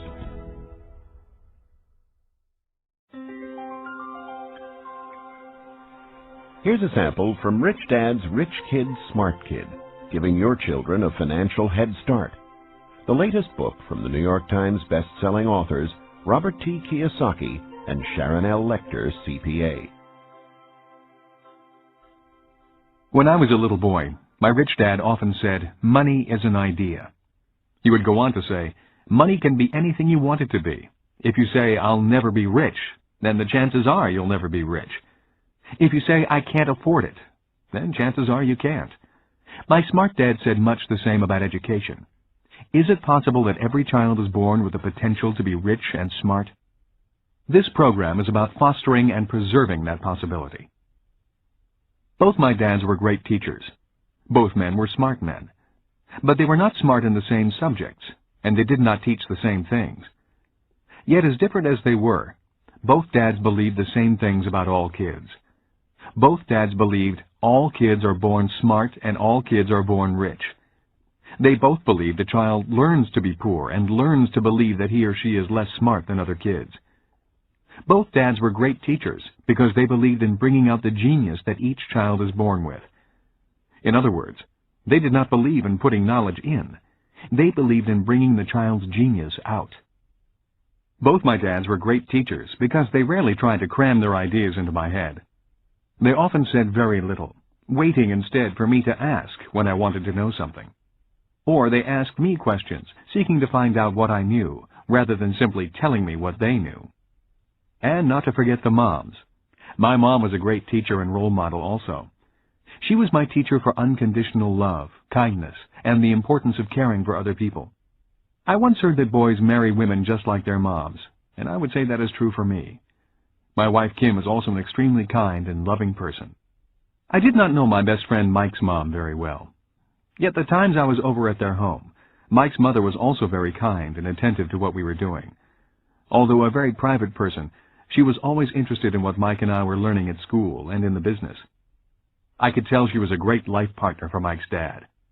Although I did not know her very well, I learned from her the importance of listening to others, letting others talk, and being respectful of the ideas of others, even if they clash with your ideas. She was a great communicator in a very quiet way. Lessons from my mom and dad.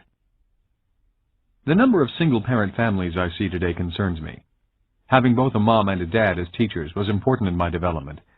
My dad would often say, "True intelligence is knowing what is appropriate rather than what is simply right or wrong." As a 6-year-old boy, I learned from my mom that I needed to be kind and gentle. But when I found myself constantly confronted by bullies at school, I also learned that I could at times be too kind and gentle. I hated being called fatty and Dumbo. Consequently, after talking with my dad, I learned to be strong and to stand up for myself. But there had to be balance. My father told me that many people live in a black and white world, or a right and wrong world. Many say, don't push back, and some say, push back. The key to being successful in life is, if you must push back, you need to know exactly how hard to push. When I got pushed or put down, I learned exactly how hard to push back. Knowing exactly how hard to push requires much more intelligence than simply saying, don't push back, or push back. My dad would often say, true intelligence is knowing what is appropriate rather than what is right or wrong. I think today we need to be more intelligent with our strengths and our weaknesses. It used to be when I was a kid and I got angry with another guy at school. We would begin to wrestle, get tired, and then the fight would be over. The worst that happened was an occasional torn shirt or bloody nose. Today, kids get angry, start thinking in the less intelligent right and wrong mode, break out their guns and shoot each other. We may be in the information age, and kids may be more worldly than their parents, but we can all learn to be more intelligent with our information and our emotions. We need to learn from both our mothers and fathers. Because of so much more information, we need to be that much more intelligent.